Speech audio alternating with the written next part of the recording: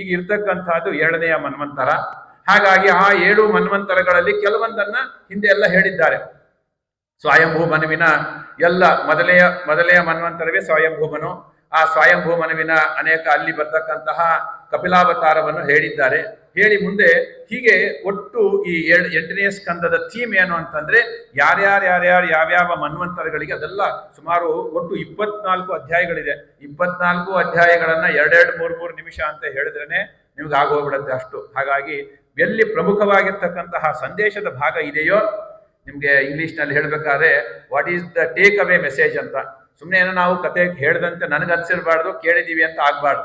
ನೀವು ಏನಾದರೂ ಸಹಿತ ಅದರಿಂದ ಒಂದು ಸಂದೇಶ ಮುಟ್ಟಿದ್ರೆ ಮಾತ್ರ ಈ ಭಾಗವತ ಸತ್ರವಕ್ಕೆ ಅವರು ಏರ್ಪಾಡು ಮಾಡಿದ್ದಕ್ಕೆ, ನೀವು ಕೇಳಿದ್ದಕ್ಕೆ ಸಾರ್ಥಕ ಅನ್ನುವ ನಿಟ್ಟಿನಲ್ಲಿ ಮೊದಲನೆಯ ಮನು ಯಾರು ಅಂತಂದಾಗ ಆ ಸ್ವಯಂಭೂಮನು. ಆ ಸ್ವಯಂಭೂ ಮನುವಿನ ತಾನು ವಾನಪ್ರಸ್ಥಾಶ್ರಮಕ್ಕೆ ಬಂದಿದ್ದಾನೆ. ಶತರೂಪಾದೇವಿಯ ಜೊತೆಗೆ ಕೂಡಿಕೊಂಡು ಸುನಂದ ಅಂತಕ್ಕಂತಹ ಒಂದು ನದಿಯ ತೀರಕ್ಕೆ ಅಲ್ಲಿ ಹೋಗಿ ಭಾರಿ ವಿಧವಾದಂತಹ ತಪಸ್ಸನ್ನು ಮಾಡ್ತಾ ಇದ್ದಾರೆ. ಏನು ಈಶಾವಾಸ್ಯ ವಿಧವಾಗಿರ್ತಕ್ಕಂತಹ ಮಂತ್ರಗಳನ್ನ ಹೇಳಿ ತಪಸ್ಸನ್ನು ಮಾಡ್ತಿದ್ದಾನೆ. ಅವನಿಗೆ ಯಾರು ಅಲ್ಲಿ ಯಜ್ಞನಾಮಕನಾಗಿರ್ತಕ್ಕಂತಹ ಆಕೂತಿ ಮತ್ತೆ ಋಷಿ ಪ್ರಜಾಪತಿಗಳಲ್ಲಿ ಯಜ್ಞನಾಮಕನಾಗಿರ್ತಕ್ಕಂತಹ ಪರಮಾತ್ಮ ಅವತಾರ ಮಾಡಿದ್ದಾನೆ. ಹಾಗಾಗಿ ಮೊದಲನೆಯ ಅವತಾರ, ಮೊದಲನೆಯ ಒಂದು 8 ಸ್ಕಂದ ಹೇಳಿದ್ರಲ್ಲ, ಹಾಗಾಗಿ ಅಲ್ಲಿಯೇನೆ ದಕ್ಷಿಣಾದೇವಿಯಾಗಿ ಮಹಾಲಕ್ಷ್ಮಿ ಅವತಾರ ಮಾಡಿದ್ದಾಳೆ ಅನ್ನುವ ವಿಷಯವನ್ನು ಅಲ್ಲಿ ಭಾಗವತಕಾರರು ಕೊಟ್ಟು ಮುಂದೆ ಇದರ ಸಂದೇಶ ಏನು.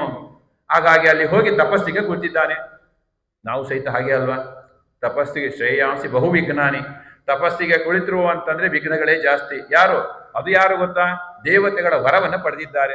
ರುದ್ರದೇವರ ಅವರಿಂದ ಅವಧ್ಯತ್ವ ವರವನ್ನು ಪಡೆದು ಅನೇಕ ರಾಕ್ಷಸಿ ಶಕ್ತಿಗಳು, ಆಸುರಿ ಶಕ್ತಿಗಳು ಯಾರನ್ನ, ಇಂತಹ ಭಾಗವತೋತ್ತಮನಾಗಿರ್ತಕ್ಕಂತಹ ಬ್ರಹ್ಮದೇವರಿಂದ ವಿಶೇಷವಾಗಿರ್ತಕ್ಕಂತಹ ಆಜ್ಞೆಯನ್ನು ಪಡೆದು ಇವತ್ತು ಸಮಸ್ತ ಚರಾಚರ ವಸ್ತುಗಳಿಗೆ ಎಲ್ಲಕ್ಕೂ ಸಹಿತ ಇವತ್ತು ಏನು ಪ್ರವರ್ತಕರಾಗಿದ್ದಾರೋ ಅಂಥವನಿಗೇನೆ ಕಲಿಬಾಧೆ ಉಂಟಾಗ್ತಾ ಇದೆ. ನೋಡಿ, ಇಂತಹ ಆಸುರಿ ಶಕ್ತಿಗಳು ಆಕ್ರಮಣ ಮಾಡಿವೆ. ಇವನನ್ನ ವಧೆ ಮಾಡಲಿಕ್ಕೋಸ್ಕರವಾಗಿ ಹೊಂಚು ಹಾಕ್ತಾ ಇದ್ದಾರೆ. ಅಂತಹ ಸಮಯದಲ್ಲಿ ಸ್ವಯಂಭೂ ಮನುಗಳು ನೋಡಿ ಏನು ಮಾಡ್ತಾ ಇದ್ದಾರೆ, ಭಗವಂತನನ್ನು ಕುರಿತು ವಿಶೇಷವಾಗಿ ಈಶಾವಾಸ್ಯ ಮಂತ್ರಗಳಿಂದ ಅದನ್ನೆಲ್ಲ ಶ್ರೀಮದಾಚಾರ್ಯರು ಭಾಷ್ಯದಲ್ಲಿ, ಈಶಾವಾಸ್ಯ ಉಪನಿಷತ್ತಿನಲ್ಲಿ ಭಾಷ್ಯದಲ್ಲಿ ಹೇಳಬೇಕಾದ್ರೆ ಎಲ್ಲ ವಿಷಯವನ್ನ ಅಲ್ಲಿ ಹೇಳಿದ್ದಾರೆ. ಹಾಗಾಗಿ ನಮಗೆ ಏನು ಅಂತಂದ್ರೆ ಇಂತಹ ಯಾರು ಆಸುರಿ ಶಕ್ತಿಗಳು ದಮನ ಮಾಡಿದಾಗ, ಅವನನ್ನ ವಧೆ ಮಾಡಬೇಕು ಅಂತ ಪ್ರಯತ್ನ ಮಾಡಿದಾಗ ಸ್ವಯಂಭೂ ಮನುಗಳು ವಿಶೇಷವಾಗಿ ಭಗವಂತನನ್ನು ಸ್ತೋತ್ರ ಮಾಡ್ತಾ ಇದ್ದಾರೆ. ಸ್ತೋತ್ರ ಮಾಡಿದಾಗ ಆಗ ಯಜ್ಞನಾಮಕನಾಗಿರ್ತಕ್ಕಂತಹ ಪರಮಾತ್ಮ ಎಲ್ಲ ಬಂದಿರತಕ್ಕಂತಹ ಎಲ್ಲ ದೈತ್ಯರನ್ನ ಎಲ್ಲರನ್ನು ಸಹಿತ ಸಂಹಾರ ಮಾಡಿದ್ದಾನೆ. ಸಂಹಾರ ಮಾಡಿ ಅವರನ್ನು ರಕ್ಷಣೆ ಮಾಡಿದ್ದಾನೆ. ಇದರಿಂದ ಏನು ಸಂದೇಶ ನಮಗೆ ಅಂದ್ರೆ, ನಾವು ಸಹಿತ ಇವತ್ತು ಆಸುರಿ ಶಕ್ತಿಗಳ ದಮನ ಮೇಲೆ ಆಗ್ತಾನೆ ಇದೆ, ಹೌದಾ? ಆದರೆ ನಾವೇನು ಮಾಡ್ತಾ ಇಲ್ಲ, ಪ್ರಾರ್ಥನೆಯನ್ನು ಮಾಡ್ತಾ ಇಲ್ಲ, ಭಗವಂತನನ್ನ ಪ್ರಾರ್ಥನೆ ಮಾಡ್ತಾ ಇಲ್ಲ. ಹಾಗಾಗಿ ಪ್ರೇಯರ್ಸ್ ಆರ್ ಆಲ್ವೇಸ್ ಹರ್ಡ್ ಅಂತ. ಹಾಗಾಗಿ ನಾವು ಪ್ರಾರ್ಥನೆ ಮಾಡಿದರೆ ಭಗವಂತ ನಮ್ಮನ್ನ ಕೈ ಹಿಡಿತಾನೆ. ಹಾಗಾಗಿ ಏನು ದಮನ ಮಾಡಿ ಅವರನ್ನ ವಿಶೇಷವಾಗಿ ಮತ್ತೆ ಅವನಿಗೆ ಸ್ವರ್ಗಾಧಿಪತ್ಯ ಇತ್ಯಾದಿಗಳನ್ನು ಕೊಡ್ತಾನೆ.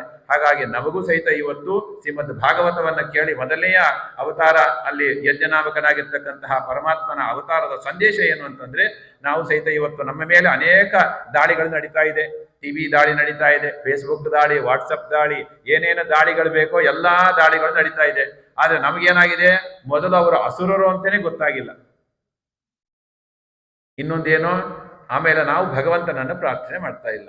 ಏನಂತ ಪ್ರಾರ್ಥನೆ ಮಾಡಬೇಕು ತುಂಬಾ ಚೆನ್ನಾಗಿ ಕೊಟ್ಟಿದ್ದಾರೆ. ಹಾಗಾಗಿ ಒಟ್ಟು ತಾತ್ಪರ್ಯ ಇಷ್ಟು. ಹಾಗಾಗಿ ಭಗವಂತನನ್ನ ನಾವು ಸ್ತೋತ್ರ ಮಾಡಿದಾಗ ಭಗವಂತ ಸ್ತುತಿ ಸ್ತೋತಾರಣ ಪ್ರಿಯ. ಹಾಗಾಗಿ ಭಗವಂತ ಅನೇಕ ವಿಧವಾಗಿರ್ತಕ್ಕಂತಹ ಯಾರು ಅವನನ್ನು ಕುರಿತು ಸ್ತೋತ್ರ ಮಾಡ್ತಾರೆ, ನೀವೆಲ್ಲ ಕೇಳಿದ್ದೀರಿ. ಧ್ರುವರಾಜರ ಚರಿತ್ರೆ ಕೇಳಿದ್ದೀರಿ, ಪ್ರಹ್ಲಾದರ ಚರಿತ್ರೆ ಕೇಳಿದ್ದೀರಿ.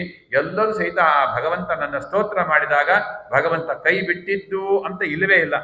ಆದರೆ ನಾವು ಸ್ತೋತ್ರ ಮಾಡೋದನ್ನ ಕೈ ಬಿಟ್ಟರೆ ಭಗವಂತ ನಮ್ಮನ್ನು ಕೈ ಬಿಡ್ತಾನೆ. ಹಾಗಾಗಿ ಇದೇ ಈ ಯಜ್ಞನಾಮಕನಾಗಿರ್ತಕ್ಕಂತಹ ಪರಮಾತ್ಮನ ಅವತಾರದ ಸಂದೇಶ ಅಂತ ಹೇಳ್ತಾ, ಎರಡನೆಯ ಮನು ಯಾರು ಅಂತ ಹೇಳಿದಾಗ ಅಲ್ಲಲ್ಲಿ ಮತ್ತದ್ದು ಇಂದ್ರ ಪದವಿಗೆ ಎಲ್ಲ ಬರ್ತಾರೆ. ಹಾಗಾಗಿ ಅಲ್ಲಿ ಅಗ್ನಿಯ ಮಗನಾಗಿರ್ತಕ್ಕಂತಹ ಸ್ವಾರೋಚಿಷ ಮನ್ವಂತರ. ಹಾಗಾಗಿ ಆ ಸ್ವಾರೋಚಿಷ ಮನ್ವಂತರ ಅಲ್ಲಿ ವಾಯುದೇವರೇ ಇಂದ್ರ ಪದವಿಯಲ್ಲಿ ಇರ್ತಾರೆ. ಅವರ ಹೆಸರು ಏನು ಅಂದ್ರೆ ರೋಚನ ಅಂತ ಹೆಸರು. ಹಾಗಾಗಿ ಅಲ್ಲಿ ಅದ್ರ ಬಗ್ಗೆ ಅಷ್ಟು ವಿಸ್ತಾರ ಮಾಡಿರೋದಿಲ್ಲ, ಅಷ್ಟು ಮಾತ್ರ ಇದೆ. ಆಮೇಲಿನ ಇಲ್ಲೇನು ಮನುವಿನ ಚರಿತ್ರೆ ಎಲ್ಲ ಹೇಳಬೇಕು ಅಂತ ಹೇಳಿದಲ್ಲ, ಮನ್ಮೋಹನ ಚರಿತಂ ಅಂತ ಪುರಾಣದ ಲಕ್ಷಣ ಹೇಳಿದ್ದಾರೆ. ಹಾಗಾಗಿ ಮಹಾಪುರಾಣದ ಲಕ್ಷಣ ಭಾಗವತ ಆದ್ದರಿಂದ ಇಲ್ಲಿ ಎಲ್ಲ ಕಥೆಯನ್ನು ಹೇಳ್ತಿದ್ದಾರೆ. ಆಮೇಲೆ ಮೂರನೇದು ಯಾರು ಅಂತಂದಾಗ ಈ ಪ್ರಿಯವೃತನ ಮಗನಾಗಿರ್ತಕ್ಕಂತಹ ಉತ್ತಾನಪಾದ, ಅವನ ಮಗನಾಗಿರ್ತಕ್ಕಂತಹ ಉತ್ತಮನೇ ಮನುವಾಗಿದ್ದಾನೆ. ಹಾಗಾಗಿ ಆ ಉತ್ತಮ ಮತ್ತೆ ಅಲ್ಲಿ ಯಾರು ಅಂದ್ರೆ ಯಮಧರ್ಮರಾಜರೇ ಇಂದ್ರನಾಗಿದ್ದಾರೆ. ಅವರಿಗೆ ಸತ್ಯಜಿದ್ದ ಅಂತಕ್ಕಂತಹ ಹೆಸರು, ಇಲ್ಲಿ ಹೇಗೆ ವಾಯುದೇವರಿಗೆ ರೋಚನ ಅಂತ ಹೆಸರಿದೆಯೋ ಹಾಗೆ. ಇನ್ನು 4ನೇ ಮನ್ವಂತರವನ್ನ ಅಲ್ಲಿ ವಿಸ್ತಾರವಾಗಿ ಮಾಡಿ ಹೇಳ್ತಿದ್ದಾರೆ. ಅಲ್ಲಿ 4ನೆಯ ಮನ್ವಂತರದಲ್ಲಿ ಉತ್ತಮನ ತಮ್ಮನಾಗಿರ್ತಕ್ಕಂತಹ ತಾಪಸ ಮನ್ವಂತರ. ಆ ತಾಪಸ ಮನ್ವಂತರ ಅಲ್ಲಿ ಯಾರು ಅಶ್ವಿನಿ ದೇವತೆಗಳು ಅವರು ಏನಾಗಿದ್ದಾರೆ, ಇಂದ್ರ ಪದವಿಯಲ್ಲಿ ಬಂದಿದ್ದಾರೆ. 4 ಮತ್ತು 5 2 ಕ್ಲಬ್ ಮಾಡಿ ಹೇಳ್ತಾರೆ. 5ನೆಯ ಮನ್ವಂತರ ಮತ್ತೆ ಆ ತಾಪಸನ ತಮ್ಮನಾಗಿರ್ತಕ್ಕಂತಹ ರೈವತ ಮನ್ವಂತರ. ಹಾಗಾಗಿ ಇಷ್ಟೆಲ್ಲ ಕತೆ ಹೇಳಿದಾಗ ಅಟ್ಲೀಸ್ಟ್ 8ನೆಯ ಸ್ಕಂದ ಏನ್ ಹೇಳ್ತಾ ಇದೆ ಅನ್ನೋದ್ರ ಬಗ್ಗೆ ನಿಮಗೆ ಗೊತ್ತಾಗ್ತದೆ. ಆಮೇಲೆ ಈ ಬರ್ತಕ್ಕಂತಹ ಎಲ್ಲಾ ಅವತಾರಗಳನ್ನ ಆ ಮನ್ವಂತರಗಳಲ್ಲಿ ಸಮನ್ವಯ ಮಾಡ್ತಾರೆ, ಎಲ್ಲೆಲ್ಲಿ ಯಾವ್ಯಾವ ಮನುವಿನಲ್ಲಿ ಈ ಅವತಾರಗಳೆಲ್ಲ ಬಂದಿವೆ ಅನ್ನೋದನ್ನ. ಇಷ್ಟು ಹೇಳಿ ಮುಂದೆ ಈ 4ನೆಯ ಮನ್ವಂತರದಲ್ಲಿ ಬರ್ತಕ್ಕಂತಹ ಆ ಚಾಕ್ಷುಷ ತಾಮಸ ಮನ್ವಂತರವನ್ನ ಅಲ್ಲಿ ತಾಪಸ ಮನ್ವಂತರವನ್ನ ವಿಸ್ತಾರವಾಗಿ ಮಾಡಿ ಹೇಳ್ತಿದ್ದಾರೆ. ಹೇಳಿ ಒಟ್ಟು ನಮಗೆ ಬರ್ತಕ್ಕಂಥದ್ದು ಏನು ಅಂತಂದ್ರೆ ಈ ಆತ್ಮ ಏನದು ಈಶಾವಾಸ್ಯಮಿದಂ ಸರ್ವಂ ಇತ್ಯಾದಿಯಾಗಿ ಹೇಳಿ ನಾವು ಏನು ಭಗವಂತ ಕೊಟ್ಟಿದ್ದರಲ್ಲಿಯೇನೆ ನಾವು ತೃಪ್ತಿಯಿಂದ ಇರಬೇಕು ಅನ್ನುವಂತಹ ಈಶಾವಾಸ್ಯದ ಮಾತನ್ನು ಅಲ್ಲಿ ಹೇಳಿ ಯಾರಿಗೂ ಸಹಿತ ಇನ್ನೊಬ್ಬರಿಗೆ ಕೈ ಒಡ್ಡಬಾರದು, ಆ ರೀತಿಯಾಗಿ ನಾವು ಬದುಕಬೇಕು ಅನ್ನುವಂತಹ ಒಂದು ಪ್ರಮೇಯವನ್ನು ಸಹಿತ ಅಲ್ಲಿ ನಮಗೆ ತಿಳಿಸಿಕೊಟ್ಟಿದ್ದಾರೆ. ತಿಳಿಸಿಕೊಟ್ಟು ಮುಂದೆ ಈ ಉತ್ತಮನ ತಮ್ಮನಾಗಿರ್ತಕ್ಕಂತಹ ತಾಪಸ ಅವನು ಹರಿಮೇಧ ಮತ್ತೆ ಹರಿಣಿ ಅಂತಕ್ಕಂತಹ ಇಬ್ಬರ ಮಗನಾಗಿ ಅವತಾರ ಮಾಡಿದ್ದಾನೆ, ಭಗವಂತ ಹರಿಯಾಗಿ ಅವತಾರ ಮಾಡಿದ್ದಾನೆ ಅನ್ನುವ ವಿಷಯವನ್ನು ತಿಳಿಸಿ ಅಲ್ಲಿ ಗಜೇಂದ್ರನ ವಿಷಯವನ್ನು ತಿಳಿಸ್ತಾ ಇದ್ದಾರೆ. ಪರೀಕ್ಷಿತ ಮಹಾರಾಜರು ಮತ್ತೆ ಒಂದು ಪ್ರಶ್ನೆ, ಹಿಂದೆ ಒಂದು ಪ್ರಶ್ನೆ ಮಾಡಿದ್ರಲ್ಲ, ಮತ್ತೆ ಪ್ರಶ್ನೆ ಮಾಡ್ತಾ ಇದ್ದಾರೆ. ಅಲ್ಲ, ಭಗವಂತ ಆ ಗಜೇಂದ್ರನನ್ನ ಅವತಾರ ಗಜೇಂದ್ರನ ರಕ್ಷಣೆ ಮಾಡ್ಲಿಕ್ಕೋಸ್ಕರವಾಗಿ ಯಾರಿಗೂ ಹೇಳದೆ ಕೇಳದೆ ತಾನು ಬಂದು ಹೇಳಿದ್ನಲ್ಲ, ಆ ವಿಷಯವನ್ನ ಪರೀಕ್ಷಿತಸ್ಸೈವ ಸತು ಬಾದರಾಯಣಿ ಇತ್ಯಾದಿಯಾಗಿ ಹೇಳಿ ಮುದಾ ಮುನೀನಾಂ ಸದಸಿ ಇತ್ಯಾದಿಯಾಗಿ ಹೇಳ್ತಾ ಇಂತಹ ಆ ಗಜೇಂದ್ರ ಮೋಕ್ಷದ ಕಥೆಯನ್ನು ಹೇಳಿ ಅಂತ ಕೇಳಿದಾಗ ಅದಕ್ಕೆ ವಿಷಯವನ್ನು ಹೇಳ್ತಾ ಇದ್ದಾರೆ. ತ್ರಿಕೂಟ ಎಂಬತಕ್ಕಂತಹ ಪರ್ವತ, ಆ ಪರ್ವತ ಆ ಕ್ಷೀರ ಸಮುದ್ರದಲ್ಲಿ ಇದೆ. ಅದಕ್ಕೆ 3 ಕಿರೀಟಗಳು, 3 ಯಾವುದು ಬೆಳ್ಳಿದು ಮತ್ತೆ ಸ್ವರ್ಣ ಬಂಗಾರದ್ದು ಮತ್ತೆ ಕಬ್ಬಿಣದ್ದು, ಅದಕ್ಕೆಲ್ಲ ಇದೆ. ಸಾತ್ವಿಕ ರಾಜಸ ತಾಮಸ ಅಂತಕ್ಕಂತಹದ್ದು ಎಲ್ಲ ಇದೆ. ಅದರ ಹತ್ತಿರದಲ್ಲಿಯೇ ಒಂದು ಉದ್ಯಾನವನ ಇದೆ, ಋತುಮತ್ ಅಂತಕ್ಕಂತಹ ಉದ್ಯಾನವನ. ಆ ಉದ್ಯಾನವನದಲ್ಲಿ ಅದನ್ನೆಲ್ಲ ವರ್ಣನೆ ಮಾಡಿದ್ದಾರೆ. ಸುಮಾರು 2 ಅಧ್ಯಾಯಗಳಲ್ಲಿ ಅಲ್ಲಿ ಯಾವ್ಯಾವ ಹೂಗಳಿತ್ತು, ಯಾವ್ಯಾವ ಪ್ರಾಣಿಗಳಿದ್ದಾರೆ ಇತ್ಯಾದಿಯಾಗಿ ಎಲ್ಲ ವರ್ಣನೆ ಮಾಡಿ ಅದರ ಮಧ್ಯದಲ್ಲಿ ಒಂದು ಸರೋವರ ಇದೆ. ಆ ಸರೋವರದಲ್ಲಿ ಏನಾಗಿದೆ, ಒಬ್ಬ ಆನೆ ಮತ್ತೆ ಮೊಸಳೆ ಇದೆ. ಈ ಆನೆ ಮೊಸಳೆಗಳು ಯಾರು ಅಂತ ಹೇಳಿದಾಗ ಹೇಳ್ತಾರೆ ಹಾಹಾ ಮತ್ತೆ ಹೂಹು ಎಂಬತಕ್ಕಂತಹ 2 ಗಂಧರ್ವರು. ಆ ಗಂಧರ್ವರು ಏನು ಆಗಿದ್ದಾರೆ ಅಂತಂದ್ರೆ ಅದರ ಕಥೆಯನ್ನೆಲ್ಲ ಹೇಳ್ತಾರೆ. ಮುಂದೆ ಅವರಿಗೆಲ್ಲ ಆನೆ ನೋಡಿ ಗ್ರೀಷ್ಮ ಋತುವಿನಲ್ಲಿ ವಿಹಾರ ಮಾಡ್ತಾ ಇರ್ತದೆ. ಅಲ್ಲಿ ಬಂದಾಗ ಸಾಮಾನ್ಯವಾಗಿ ವಸಂತ ಋತು, ಗ್ರೀಷ್ಮ ಋತು ಎಲ್ಲ ಬೇಸಿಗೆಯ ಕಾಲ, ಬಾಯಾರಿಕೆ ಆಗಿದೆ. ಬಾಯಾರಿಕೆ ಆದಾಗ ನೀರಿಗೋಸ್ಕರ ಬಂದಿದೆ. ನೀರಿಗೋಸ್ಕರ ಬಂದು ಬರೀ ನೀರನ್ನು ಕುಡಿದು ಹೋಗ್ಬೇಕಾಗಿತ್ತು ಅಲ್ವಾ, ಏನ್ ಮಾಡ್ತಾ ಇದೆ, ಅಲ್ಲಿ ಜಲಕ್ರೀಡೆಗೆ ಹೋಗ್ತಾ ಇದೆ. ಇದು ಹೇಗಾಗಿದೆ, ಆನೆ ನಾನು ಏನು ಮದ ಏನು ನಾನು ಏನ್ ಬೇಕಾದ್ರೂ ಮಾಡಬಲ್ಲೆ, ಆದರೆ ನೀರಿನಲ್ಲಿ ಆನೆಯ ಶಕ್ತಿ ಏನು ಇಲ್ಲ. ಹಾಗಾಗಿ ತನ್ನ 100 ಹೆಣ್ಣು ಆನೆಗಳಿಂದ ಕೂಡಿಕೊಂಡು ಜಲಕ್ರೀಡೆ ಮಾಡ್ತಾ ಇದೆ. ಅಲ್ಲಿಯೇ ಕುಳಿತಂತಹ ದೇವಲರು ಅಂತಕ್ಕಂತಹ ಋಷಿಗಳಿದ್ದಾರೆ. ಅದಕ್ಕೆ ಹಿಂದಿನ ಇದನ್ನ ಹೇಳ್ತಾ ಇದ್ದಾರೆ. ಹೇಳಿ ಆಗ ಅವರಿಗೆ ಏನ್ ಮಾಡಿದ್ದಾರೆ, ಅಲ್ಲಿಂದ ಆನೆ ಗೊತ್ತಲ್ಲ ಮದದಿಂದ ಅನೇಕ ವಿಧವಾದಂತಹ ತನ್ನ ಹಾರಾಟವನ್ನು ಮಾಡ್ತಾ ಇದೆ. ಅದೇ ಸಮಯದಲ್ಲಿ ಮೈ ಮರೆತಾಗ ಏನಾಗಿದೆ, ಅಲ್ಲಿಯೇ ಇದ್ದಂತಹ ಮೊಸಳೆ ಅದೇ ಹೂಹು. ಹಾಗಾಗಿ ಆ ಮೊಸಳೆ ಬಂದು ಏನಾಗಿದೆ, ಅವರ ಆನೆಯ ಕಾಲನ್ನು ಹಿಡಿದಿದೆ. ನಾವು ಯಾವಾಗಲೂ ಸಹಿತ ಮೈ ಮರೆತರೆ ನಾವು ಸಹಿತ ಇವತ್ತು ಅದಕ್ಕೆ ಸದಾಚಾರ ಸ್ಮೃತಿಯಲ್ಲಿ ಶ್ರೀಮದಾಚಾರ್ಯ ಹೇಳ್ತಾರೆ, ನಾವು ವಿಹಾರ ಮಾಡಬೇಕು. ಹೇಗೆ ವಿಹಾರ ಮಾಡಬೇಕು, ವೇದವಾಕ್ಯ ವಿನೋದೇನ ಪ್ರೀಣಯನ್ ಪುರುಷೋತ್ತಮ ಅಂತ. ಹಾಗಾಗಿ ನಾವು ಸಹಿತ ವಿಹಾರ ಹೇಗೆ ಮಾಡಬೇಕು, ಮೈ ಮರೆಯುವಷ್ಟು ವಿಹಾರವನ್ನು ಮಾಡೋ ಹಾಗಿಲ್ಲ. ವಿಹಾರ ಹೇಗೆ, ವೇದವಾಕ್ಯ ವಿನೋದೇನ ಪ್ರೀಣಯನ್ ಪುರುಷೋತ್ತಮ. ಹಾಗಾಗಿ ಅಂತಹ ಆ ಹಾಹಾ ಮತ್ತೆ ಹೂಹು ಗಂಧರ್ವರ ಕಥೆಯನ್ನು ಹೇಳಿ ದೇವಲ ಋಷಿಗಳು ಇದಕ್ಕೆ ಇಬ್ಬರು ಸಹಿತ ಏನು ಇವ್ರಿಗೆ ಏನ್ ಮಾಡಿದ್ರು ಅಂದ್ರೆ, ಅವರಿಬ್ಬರಿಗೂ ಏನು ಚೇಷ್ಟೆ ಅಂದ್ರೆ, ಇದೇ ರೀತಿಯಾಗಿ ಯಾರಾದರೂ ಸಹಿತ ಬ್ರಾಹ್ಮಣರು ತಪಸ್ವಿಗಳು ಕಂಡರೆ ಅವರು ತಪಸ್ಸಲ್ಲಿ ಕುಳಿತಿರ್ತಾರೆ. ಗಂಗಾ ನದಿಯ ತೀರದಲ್ಲಿ ತಪಸ್ಸಿಗೆ ಕುಳಿತಿರ್ತಾರೆ. ತಪಸ್ಸಿಗೆ ಕುಳಿತಾಗ ಅವರ ತಪಸ್ಸಿಗೆ ಭಂಗ ತರುವಂತೆ ಇವರು ನೀರಿನ ಆಟವನ್ನು ಆಡ್ತಾ ಇರ್ತಾರೆ. ಆ ಸಂದರ್ಭದಲ್ಲಿ ಇವರಿಗೇನು ಕೊಡ್ತಾನೆ, ನೀನು ರಾಜನಾಗು, ಇಂದ್ರದ್ಯುಮ್ನ ಅಂತಕ್ಕಂತಹ ರಾಜನಾಗು, ಮುಂದೆ ಮತ್ತೆ ನೀನು ಆನೆ ಆಗ್ತೀಯಾ ಅಂತ ಇವನಿಗೆ. ಆದ್ರೆ ಮೊಸಳೆಗೆ ಡೈರೆಕ್ಟ್ ಆಗಿ ನಿನಗೆ ಪ್ರಾಣಿ ಜನ್ಮ ಬರಲಿ. ತುಂಬಾ ಸಂದೇಶಗಳಿದೆ ಈ ಗಜೇಂದ್ರ ಮೋಕ್ಷದಲ್ಲೇನೆ. ಮುಂದೆ ಏನಾಗ್ತಾರೆ, ಆಗ ಆ ಆನೆ ಎಷ್ಟು ಸುಮಾರು ವರ್ಷಗಳವರೆಗೆ ಹೇಳ್ತಾರೆ, ಸಾವಿರಾರು ವರ್ಷಗಳವರೆಗೆ ತನ್ನ ಇಲ್ಲಿಂದ ಕರ್ಕೊಂಡು ಹೋಗುತ್ತೆ, ಮತ್ತೆ ವಾಪಸ್ ಕರ್ಕೊಂಡ್ಬರುತ್ತೆ, ಮೊಸಳೆ ಹಿಡಿದಿರ್ತದೆ. ಹೀಗೆ ಈ ಕಾದಾಟ ನಡೀತಾ ಇರ್ತದೆ, ಎಷ್ಟು ಸಾವಿರಾರು ವರ್ಷಗಳವರೆಗೆ ನಡೀತದೆ. ಯಾವಾಗ ಆ ಆನೆಗೆ ನನಗಿನ್ನ ನನ್ನ ಆಟ ನಡೆಯೋದಿಲ್ಲ, ಯಾರು ಬಂಧುಗಳು ಸಹಿತ ಇಲ್ಲ, ನಮ್ಮ ಕೈಯಿಂದ ಸಾಕಾಯ್ತು ಅಂತ ಬಿಟ್ಟು ಬಿಡ್ತಾರೆ. ಬಿಟ್ಟಾಗ ಏನಾಯ್ತು, ತಕ್ಷಣದಲ್ಲಿ ಅವನಿಗೆ ನೆನಪಾಯ್ತಂತೆ. ನೆನಪಾದಾಗ ನನಗೆ ಯಾರು ಇನ್ನ ಅಂತಂದಾಗ ಆ ಭಗವಂತನನ್ನು ಬಿಟ್ಟು ನನ್ನನ್ನು ಯಾರು ನನ್ನನ್ನ ಸಲಹುವರು ಯಾರು ಇಲ್ಲ, ನಿನ್ನ ಹೊರೆತು ಇನ್ನಾರು ಪರೆಯವರು ಯಾರಿಲ್ಲ ಅನ್ನುವಂತಹ ಬುದ್ಧಿ ಬರ್ತದೆ. ಬುದ್ಧಿ ಬಂದಾಗ ಕೂಡಲೇನೆ ಏನಾಗಿದೆ, ಹಿಂದಿನ ಜನ್ಮದಲ್ಲಿ ಅವನಿಗೆ ಇಂದ್ರದ್ಯುಮ್ನ ರಾಜನಾಗಿದ್ದಾಗ ಭಾರಿ ವಿಧವಾದಂತಹ ಆ ಹರಿಕಥೆ ವಿಶೇಷವಾಗಿರ್ತಕ್ಕಂತಹ ಭಗವಂತನ ಕಾರ್ಯಗಳನ್ನು ಮಾಡಿದ್ದ. ನೋಡಿ, ಅದನ್ನೇ ಶ್ರೀಮದಾಚಾರ್ಯ ಹೇಳ್ತಾರೆ ಅನಿವ್ಯಾಖ್ಯಾನದಲ್ಲಿ.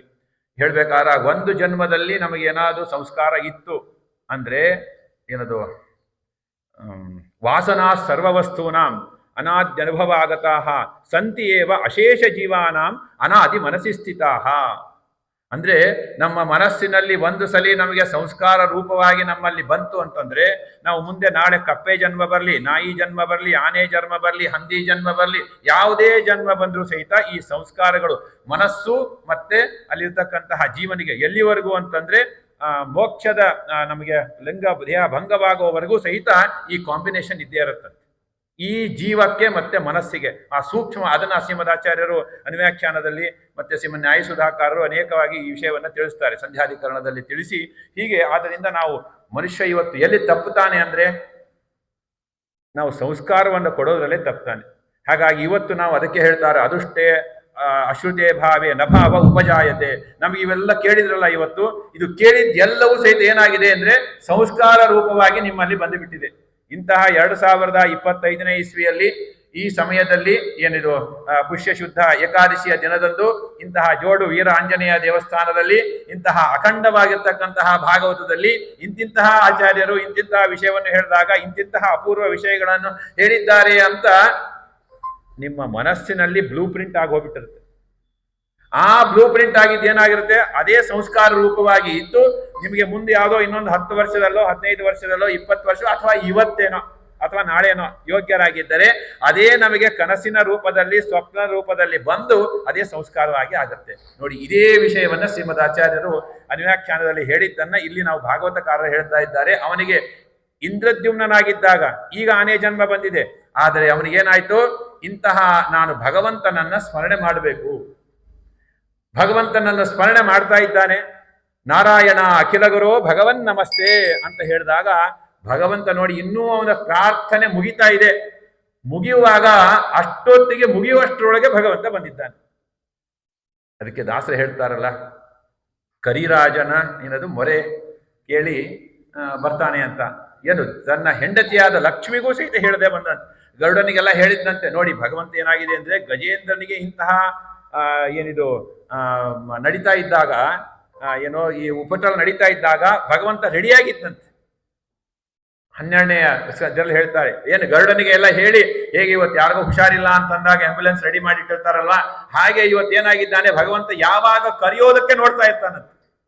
ಇದು ಶ್ರೀಮದ್ ಭಾಗವತ ಹೇಳ್ತಕ್ಕಂತಹ ಅಮೃತ ಸಂದೇಶ. ನಾವು ಇವತ್ತೇನು ಮಾಡೋದಿಲ್ಲ, ಭಾಗವಂತ ನಮ್ಮನ್ನು ಕರೆಯೋದೇ ನೋಡ್ತಿರ್ತೀವಿ. ಇವತ್ತು ಹಾಗೆ ಅಲ್ವಾ, ನಮಗೂ ಸಹಿತ ಬೇಕಾದವ್ರು ತುಂಬಾ ಬೇಕಾದವ್ರು ಇರ್ತಾರೆ, ಏನೋ ಮರೆತು ಬಿಟ್ಟಿರ್ತಾರೆ. ಅಯ್ಯೋ, ಆಮೇಲೆ ಹೇಳ್ತಾರೆ ಇಲ್ಲ ಹೀಗೆ ನಾಳೆ ದ್ವಾದಶಿ ಇದೆ, ಹೀಗಿದೆ ಬರಬೇಕು, ಅಥವಾ ಏನೋ ಎಂಗೇಜ್ಮೆಂಟ್ ಇದೆ, ಮದುವೆ ಇದೆ, ಗೃಹ ಪ್ರವೇಶ ಇದೆ ಅಂತ ಹೇಳುವುದೇ ಕಾಯ್ತಾ ಇರ್ತೇವೆ. ಹಾಗೆ ನಮ್ಮ ಭಗವಂತ ಎಂತಹ ಪರಮ ದಯಾಲೋ, ಕ್ಷಮಾ ಸಮುದ್ರ, ಭಕ್ತವತ್ಸಲ ಹೇಗಿದ್ದಾನೆ ಭಗವಂತ ಅಂತಂದ್ರೆ ನಮಗೆ ಆ ಆನೆ ಇಲ್ಲಿವರೆಗೂ ಅವನು ಯಾವಾಗ ಪ್ರಾರ್ಥನೆ ಮಾಡುತ್ತೋ ಅಂತ ಅಷ್ಟೇ ನೋಡ್ತಾ ಇದ್ದಂತೆ, ಅಷ್ಟೇ ಸಾಕು. ಹರಿಕಥಾಮೃತ ಸಾರದಲ್ಲಿ ಹೇಳ್ತಾರಲ್ಲ, ಹಾಗೆ ಹೇಳುವಂತೆ ಅದರಲ್ಲಿ ಏನು ನಮ್ಮಲ್ಲಿ ಸ್ಪೆಲ್ಲಿಂಗ್ ಮಿಸ್ಟೇಕ್ ಇದೆಯೋ ಏನು ನೋಡೋದಿಲ್ವಂತೆ ಭಗವಂತ. ಅವನಲ್ಲಿ ಇರತಕ್ಕಂತಹ ಅವನ ಹೃದಯ, ಅವನಲ್ಲಿ ಏನಿದೆ ಅನ್ನೋದನ್ನ ನೋಡ್ತಾನೆ ಹೊರತು ಭಗವಂತ ಇದನ್ನ ಯಾವುದೂ ನೋಡೋದಿಲ್ಲ. ಆನೆ ಏನು ಕೇಳ್ತಾ ಇದೆ ಹಿಂದಿನ ಜನ್ಮದಲ್ಲಿ, ಅದನ್ನ ಎಲ್ಲ ಸ್ಮರಣೆಯಾಯ್ತು. ಸ್ಮರಣೆ ಆದ ತಕ್ಷಣಕ್ಕೇನೆ ಭಗವಂತ ಬಂದಿದ್ದಾನೆ. ಮತ್ತೊಂದು ದೊಡ್ಡ ಸಂದೇಶ ಅಲ್ಲರಿ, ಆನೆ ಮೊಸಳೆ ಹಿಡಿದಿದೆ, ರಕ್ತ ಹೋಗ್ತಾ ಇದೆ ಆನೆ ಕಾಲಿಂದ. ಆದ್ರೆ ಯಾರನ್ನ ಸಂಹಾರ ಮಾಡಿದ್ದಾನೆ? ಮೊಸಳೆಯನ್ನು ಸಂಹಾರ ಮಾಡಿದ್ದಾನೆ. ಆನೆ ಯಾರು? ಭಗವಂತನ ಭಕ್ತ. ಹೇಗೆ ಸುಂದರಕಾಂಡದಲ್ಲಿ ಹೇಳಬೇಕಾದಾಗ ನೀನು ಯಾರು ಅಂತ ಕೇಳಿದಾಗ ಹನುಮಂತನಿಗೆ ಏನಂತ ಹೇಳ್ತಾನೆ? ಹನುಮಂತನಿಗೆ ನಾನು ಹನುಮಂತ ಆಂಜನೇಯ ಅಂತ ಆಗಲ್ಲ, ನಾನು ರಾಮಸ್ಯದು ನಮಾಮಿ ದೂತಂ ರಾಮಸ್ಯ ಅಂತ ವ್ಯಾಸರಾಜರು ಹೇಳಿದಂತೆ ನಾನು ರಾಮನ ದೂತ ಅಂತ. ಹಾಗಾಗಿ ಗಜೇಂದ್ರ ಏನು ಹೇಳ್ತಾನೆ? ನಾನು ಯಾರು ಅಂದ್ರೆ ಭಗವಂತನ ಭಕ್ತ. ಹಾಗಾಗಿ ಇವತ್ತು ನಾವು ಸಹಿತ ಭಗವಂತನ ಭಕ್ತರ ಪಾದವನ್ನ ಹಿಡಿದರೆ ನಮಗೆ ಸಹಿತ ಹೇಗೆ ಇವತ್ತು ನಮಗೆ ಇರ್ತಕ್ಕಂತಹ ಆ ಆನೆಗೆ ಒಂದೇ ಮೊಸಳೆ, ಆದರೆ ನಮಗೆ ಇವತ್ತು 4, 5, 100 ಮೊಸಳೆಗಳು ನಮ್ಮನ್ನ ಕಾಲು ಹಿಡಿದಿವೆ ಅಲ್ವಾ? ಹಾಗಾಗಿ ಏನಾಗಿದೆ, ಮೊದಲು ಭಗವಂತ ಯಾರು ಭಕ್ತರ ಪಾದವನ್ನು ಹಿಡಿತಾರೋ ಅವರಿಗೆ ಡೈರೆಕ್ಟ್ ಆಗಿ ಭಗವಂತ ಮೋಕ್ಷವನ್ನು ಕೊಟ್ಟಿದ್ದಾನೆ. ಇನ್ನೂ ಆನೆಗೆ ಮೋಕ್ಷ ಸಿಕ್ಕೇ ಇಲ್ಲ ಅಲ್ವಾ? ಹಾಗಾಗಿ ಅದಕ್ಕೆ ಹೇಳ್ತಾರೆ ಇದು ನಾವು ಅದಕ್ಕೋಸ್ಕರವಾಗಿ ನಾವು ನೀವೆಲ್ಲ ರಾಯಚೂರಿನ ಜನಗಳೆಲ್ಲ ಭಾರಿ ನಿಮಗೆ ಅದೃಷ್ಟವಂತರು. ಯಾಕೆ ಅಂದ್ರೆ ಗುರುಗಳು ಇಲ್ಲೇ, ಮಂತ್ರಾಲಯ ಪ್ರಭುಗಳು ಇಲ್ಲೇ ಸಿಕ್ಬಿಡ್ತಾರೆ. ನಿಮ್ಗೆ ಏನೋ ಒಂದು ತಾಸಲ್ಲಿ ಹೋಗ್ಬಿಡ್ಬೋದು. ನಾವ್ಯಾರೋ ಬೆಂಗಳೂರಿನಿಂದ ಹೈದರಾಬಾದ್, ಮೈಸೂರು ಎಲ್ಲೋ ಬರ್ಬೇಕಾದ್ರೆ 16 ಗಂಟೆಗಳ ಪ್ರಯಾಣ ಮಾಡಬೇಕು. ಹಾಗಾಗಿ ಗುರುಗಳ ಪಾದವನ್ನ ನಾವು ಹಿಡಿದ್ರೆ ಸಾಕು, ನಮ್ಗೇನಾಗತ್ತೆ? ಇದು ಭಾಗವತದ ಸಂದೇಶ. ಹಾಗಾಗಿ ಆನೆಯ ಕಾಲನ್ನು ಹಿಡಿದಂತಹ ಮೊಸಳೆಗೆ ಇವತ್ತೇನಾಗಿದೆ ನಮ್ಗೆ, ಯಾಕಂದ್ರೆ ಅದೇ ಹೇಳಿದೆ, ಕಥೆ ನಿಮ್ಗೆಲ್ಲ ನನಗಿಂತ ಚೆನ್ನಾಗಿ ನಿಮ್ಗೆ ಗೊತ್ತಿದೆ ಅಲ್ವಾ? ಯಾಕಂದ್ರೆ 16 ವರ್ಷಗಳಿಂದ ನಡ್ಸ್ಕೊಂಡು ಬರ್ತಾ ಇದ್ದೀರಿ.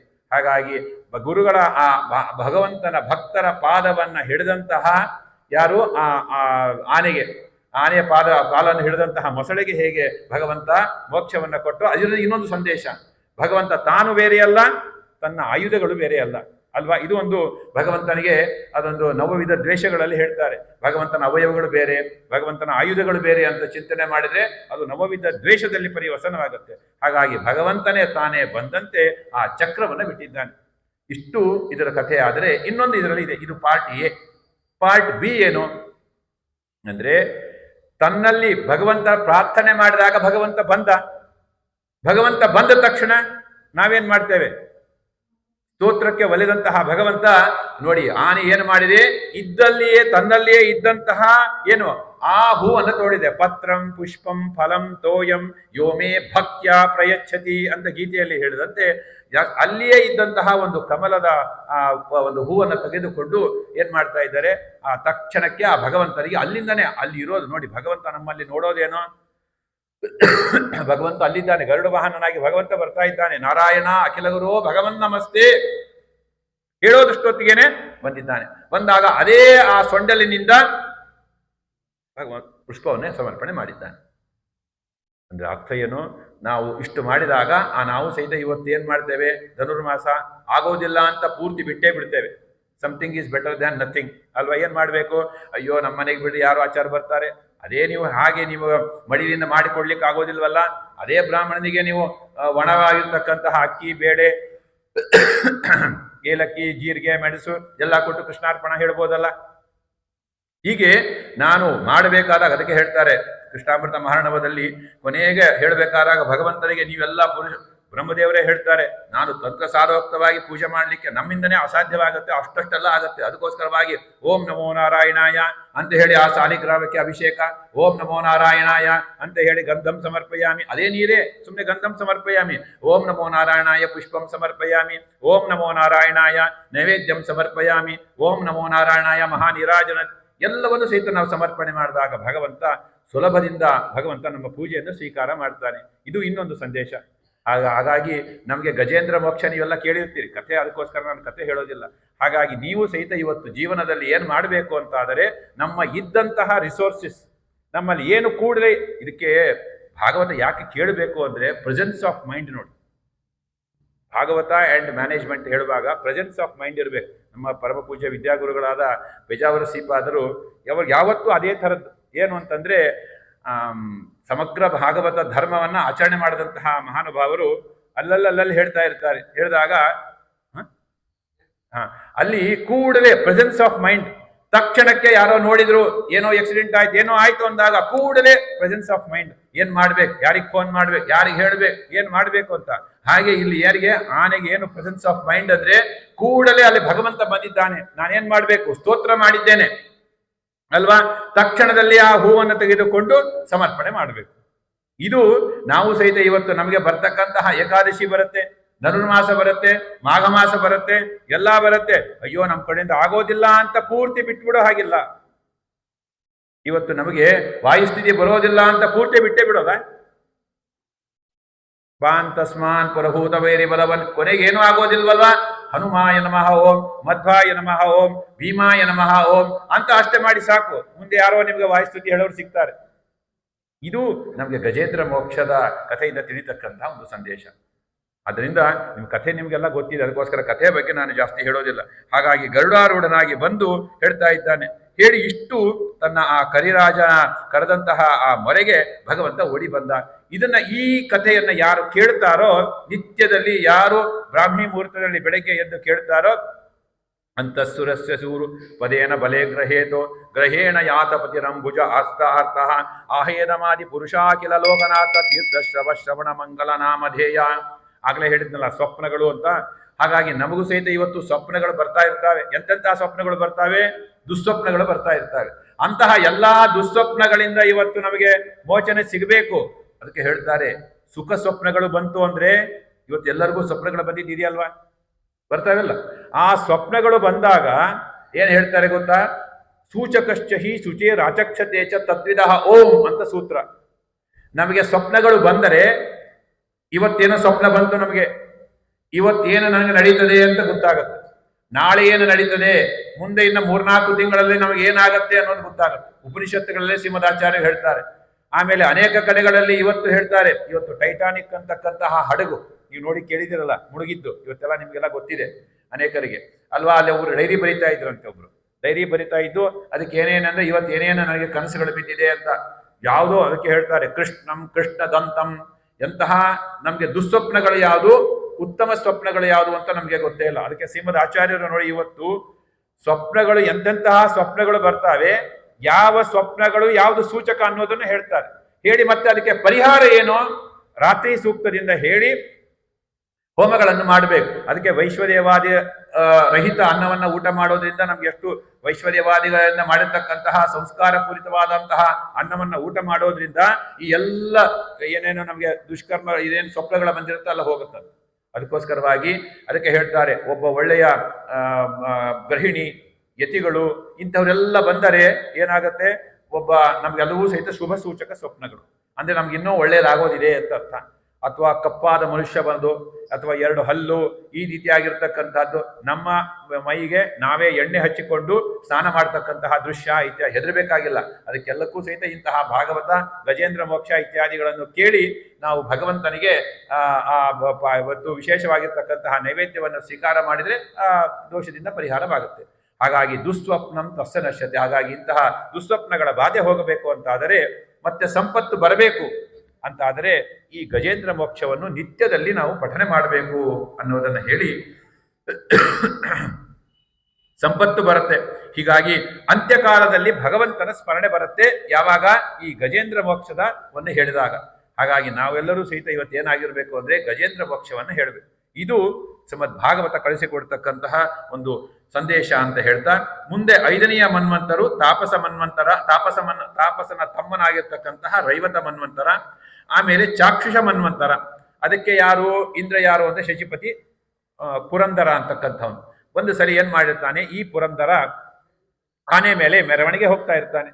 ಆನೆ ಮೇಲೆ ಮೆರವಣಿಗೆ ಹೋಗ್ತಾ ಇರಬೇಕಾದಾಗ ದುರ್ವಾಸರು, ರುದ್ರಾಂಶ ಸಂಭೂತರಾಗಿರ್ತಕ್ಕಂತಹ ದುರ್ವಾಸರು, ಇಲ್ಲೇ ರುದ್ರದೇವರು ಇದ್ದಾರೆ ಅಲ್ವಾ, ಅಂತಹ ರುದ್ರದೇವರ ವಿಶೇಷ ಸನ್ನಿಧಾನವುಳ್ಳಂತಹ ದುರ್ವಾಸರು ಏನ್ ಮಾಡ್ತಾರೆ, ಭಗವಂತನ ನಿರ್ಮಾಲ್ಯವನ್ನ ನೋಡಿ. ಇವತ್ತು ಏಕಾದಶಿ ದಿವಸ ಅಲ್ವಾ, ಹರಿ ನಿರ್ಮಾಲ್ಯಕ್ಕೆ ಯಾರು ಅಂದ್ರೆ ಇವತ್ತು ಪೂಜೆಯನ್ನು ಮಾಡಬೇಕಾದಾಗ ತಂತ್ರಸಾರದಲ್ಲಿ ಹೇಳ್ತಾರೆ, ರುದ್ರದೇವರು ಹೀಗೆ ತಲೆ ಮೇಲೆ ಇಟ್ಕೊಂಡು ಕೂತಿರ್ತಾರೆ. ಅದರಲ್ಲಿ ನಾವೆಲ್ಲ ಹೂವುಗಳನ್ನು ತೆಗೆದು ನೋಡಿ, ನಾವು ಕೇಳ್ತಿರೋದು ಭಾಗವತ, ತಂತ್ರಸಾರ, ಎಲ್ಲೆಲ್ಲಿ ಕೃಷ್ಣಾಮೃತ ಮಾರ್ಣವ ಎಲ್ಲವನ್ನು ಸಹಿತ ಸಮನ್ವಯವಾಗಿ ನೋಡಿದಾಗ ಅದು ಭಾಗವತ. ಬರೀ ಭಾಗವತವನ್ನ ಕಥೆ ಅಂತ ಕೇಳಿಬಿಟ್ರೆ ವ್ಯಥೆ ಆಗ್ಬಿಡುತ್ತೆ. ಆದ್ರೆ ಕಥೆಯನ್ನ ನಮ್ಮ ಜೀವನದ ಸಂದೇಶ ಹೇಗಾಗಬೇಕು ಅಂತ ಕೇಳಿದಾಗ ಮಾತ್ರ ಆಗ ಆ ನಿಜವಾದ ಕಥೆ ನಮ್ಮ ಜೀವನದಲ್ಲಿ ಎಚ್ಚರಿಸ್ತಕ್ಕಂತಹ ಒಂದು ಕಥೆ ಆಗತ್ತೆ ಹೊರತು ಅದು ಸುಮ್ಮನೆ ಏನೋ ಟೈಮ್ ಪಾಸಿಗೆ ಕೇಳ್ತಕ್ಕಂತಹ ಕಥೆ. ಪಾಪ ನಮ್ಮ ವೇಣುವಾಚಾರು ಅವರು ಇವರೆಲ್ಲ ಸೇರಿ ಏನೋ ಮಾಡಿರ್ತಾರೆ, ಹೇಳಿದಾಗ ಏನೋ ಒಂದು ಕಥೆ ಕೇಳಿದ್ದೇವೆ, ನಮಗೂ ಏಕಾದಶಿ ಬರೇ ಏಕಾದಶಿ ಎಲ್ಲ ಬರೇ ನಮ್ಗೆ ನಾಳಿಂದ ಏನು ಅಡಿಗೆ ಅಂತ ಅದೇ ವಿಚಾರ ಇರ್ತಿತ್ತು, ಈ ಏಕಾದಶಿ ಏನೋ ಬಂದ್ವಿ ಅಂತ ಆಗೋದಿಲ್ಲ. ಅದಕ್ಕೆ ಶ್ರೀಮದಾಚಾರ್ಯರು ಭಾಗವತ ತಾತ್ಪರ್ಯದಲ್ಲಿ ಒಂದು ಮಾತನ್ನು ಹೇಳ್ತಾರೆ. ಭಾಗವತ ತಾತ್ಪರ್ಯದ ಮೊದಲನೆಯ ಇದರಲ್ಲಿ ಹೇಳ್ತಾರೆ ಏನು ಅಂದ್ರೆ, ಯಾವುದೇ ಕಥೆಯನ್ನ, ಯಾವುದೇ ಇತಿಹಾಸವನ್ನು ನೀವು ಕೇಳ್ತಾ ಇದ್ದೀರಿ, ಶ್ರೀನಿವಾಸ ಕಲ್ಯಾಣ ಕೇಳ್ತಾ ಇದ್ದೀರಿ, ರಾಮಾಯಣ ಕೇಳ್ತಾ ಇದ್ದೀರಿ, ಮಹಾಭಾರತ ಕೇಳ್ತಾ ಇದ್ದೀರಿ, ಕೇಳುವಾಗ ಜಿಜ್ಞಾಸುವಿನಿಗೆ ಏನಿರಬೇಕು? ಒಂದು ಕಥೆಯಲ್ಲಿ ಶ್ರದ್ಧೆ ಇರಬೇಕು,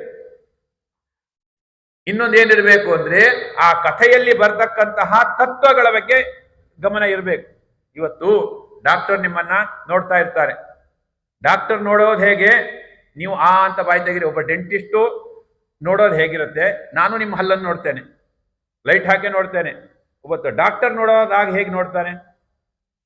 ಅದರಲ್ಲಿ ಏನು ದೋಷಗಳಿದೆ, ಯಾವ ಹಲ್ಲು ಸರಿಯಾಗಿದೆ, ಯಾವ ಹಲ್ಲು ಸರಿಯಾಗಿಲ್ಲ, ಯಾವ ಹಲ್ಲು ಹುಳುಕಾಗಿದೆ ಅನ್ನೋದನ್ನ ಅವನ ಗಮನ ಇರುತ್ತೆ ಅಲ್ವಾ? ನಾವ್ಯಾರು ನೋಡಿದಾಗ ಹಲ್ಲು ಚೆನ್ನಾಗಿದೆ, ನೋಡ್ಲಿಕ್ಕೆಲ್ಲ ಚೆನ್ನಾಗಿದೆ, ಮುಂದೆಲ್ಲ ಚೆನ್ನಾಗಿರುತ್ತೆ, ಒಳಗಡೆ ಏನಿರುತ್ತೆ ಯಾರಿಗೆ ಗೊತ್ತಿರುತ್ತೆ. ಆದ್ರೆ ಭಾಗವತವನ್ನ ಕೇಳಬೇಕಾದಾಗ ನಮ್ಮ ಕುಲಗುರುಗಳಾಗಿರ್ತಕ್ಕಂತಹ ಶ್ರೀಮನ್ ಮಧ್ವಾಚಾರ್ಯರು ನಮ್ಮೆಲ್ಲರಿಗೂ ಸಹಿತ ಎಂತಹ ಪರಮ ದಯಾಳುಗಳು, ಪರಮ ದಯಾಳು ಅಂತ ಯಾಕೆ ರಾಯರು ಹೇಳಿದ್ದಾರೆ ಅಂದ್ರೆ, ನಮ್ಮ ಮೇಲಿನ ಅವರಿಗೆ ಎಲ್ಲ ಕಲಿಯುಗದ ಜನರೆಲ್ಲ ಏನ್ ಮಾಡ್ತಾರೆ, ಭಾಗವತ ಅಂದ್ರೆ ಕಥೆಯಂತೆ ಕೇಳಿಬಿಡ್ತಾರೆ. ಅದರಲ್ಲಿ ಇರ್ತಕ್ಕಂತಹ ತತ್ವಗಳ ಬಗ್ಗೆ, ಪ್ರಮೇಯಗಳ ಬಗ್ಗೆ ಅವರಿಗೆ ಅರಿವೇ ಇರೋದಿಲ್ಲ. ಅದಕ್ಕೋಸ್ಕರವಾಗಿ ಏನ್ ಮಾಡಿದ್ದಾರೆ, ಭಾಗವತವನ್ನ ಕೇಳುವಾಗ ನಿಮ್ಮಲ್ಲಿ ಎರಡು ಇರಬೇಕು. ಒಂದು ಆದರ ಇರಬೇಕು, ಶ್ರದ್ಧೆ ಇರಬೇಕು ಅಲ್ವಾ? ಶ್ರದ್ಧಾ ಜನನಾಯ, ಆದರ ಇರಬೇಕು. ಆದರ ಇಲ್ಲದೆ ಇವತ್ತು ಏನೇ ಮಾಡಿಕೊಟ್ರೆ, ಇವತ್ತು ಕೃಷ್ಣ ಬಂದ, ದುರ್ಯೋಧನ ಏನು ಮಾಡಿದ್ದಾರೆ, ಇವತ್ತು ನೂರಾರು ಭಕ್ಷ್ಯಗಳನ್ನು ಮಾಡಿದ್ದ, ಏನು ವಿದೌಟ್ ಆದರ. ಆದ್ರೆ ವಿದುರ ಏನು ಮಾಡಿದ್ದ, ಮನೆಯಲ್ಲಿ ಏನೇನೇನೇನೂ ಇಲ್ಲ, ಅವನಲ್ಲಿ ಆದರ ಮಾತ್ರ ಇತ್ತು ಹೊತ್ತು ಬೇರೆ ಏನು ಇರಲಿಲ್ಲ. ಹಾಗಾಗಿ ನಾವು ಭಾಗವತ ಕೇಳೋದಾಗ ಏನಿರ್ಬೇಕು ನಮ್ಮಲ್ಲಿ ಅಂತಂದ್ರೆ, ಆದರ ಇದ್ದು ಕೇಳಿದಾಗ ಮಾತ್ರ ಭಗವಂತ ಪ್ರೀತನಾಗ್ತಾನೆ. ಇದು ಭಾಗವತ ಕೊಟ್ಟಂತಹ ಸಂದೇಶ. ಆದ್ದರಿಂದ ನಾವು ಆದರದಿಂದ ಕೇಳಿದಾಗ ಮಾತ್ರ ಹರಿಕಥಾಮೃತ ಸಾರ. ಇವೆಲ್ಲ ರಾಯಚೂರು ಅಂದ್ರೆ ದಾಸರ ನಾಡು, ಹಾಗಾಗಿ ದಾಸರ ಹೆಸರನ್ನು ಹೇಳದೇ ಇದ್ರೆ ನಮಗೆ ಅವಮರ್ಯಾದೆ. ಹಾಗಾಗಿ ಹರಿಕಥಾಮೃತ ಸಾರ ಗುರುಗಳ ಕರುಣದಿಂದ ಪನಿತು ಪೇಳುವೆ ಪರಮ ಭಗವದ್ ಭಕ್ತರಿದನು ಆದರದಿ ಕೇಳುವುದು. ಇವೆಲ್ಲ ಆದರದಿಂದ ಕೇಳ್ತಾ ಇದ್ದೀವಿ ನಾವು. ರಾಯಚೂರಿನ ಜನ ಎಲ್ಲ ನೀವು ದಾಸರು ಅಂತ ಸಾಕು, ಮನೆಗೆಲ್ಲ ಹೋಗುಗಳು, ಮನೆಗೆಲ್ಲ ಸುಳಾದಿಗಳನ್ನು ಹೇಳ್ತಕ್ಕಂಥವ್ರು. ನಮ್ಮೆಲ್ಲ ಬೆಂಗಳೂರಿನಲ್ಲಿ ಇರೋರಿಗೆಲ್ಲರಿಗೂ ನಮಗೆ ಹೊಸದು ಅನಿಸುತ್ತೆ. ಏನೋ 4 ಹಾಡುಗಳನ್ನು ಹೇಳಿದ್ರೆ ಸಾಕು, ಅದೇ ದೇವರ ನಾಮ. ನಿಮ್ಮೆಲ್ಲ ಹೇಳ್ತಕ್ಕಂತಹ ಸುಳಾದಿಗಳನ್ನ ಎಲ್ಲ ಕೇಳ್ತಾ ಇದ್ರೆ ನಮಗೆ ಮೈ ರೋಮಾಂಚನವಾಗತ್ತೆ. ಇನ್ನೂ ಬೇಕಂತ ಅನಿಸ್ತಾ ಇರುತ್ತೆ. ಅಂತಹ ರಾಯಚೂರಿನ ದಾಸರಿಗೆ, ರಾಯಚೂರಿನ ಜನತೆಗೆ ನಮೋ ನಮಃ.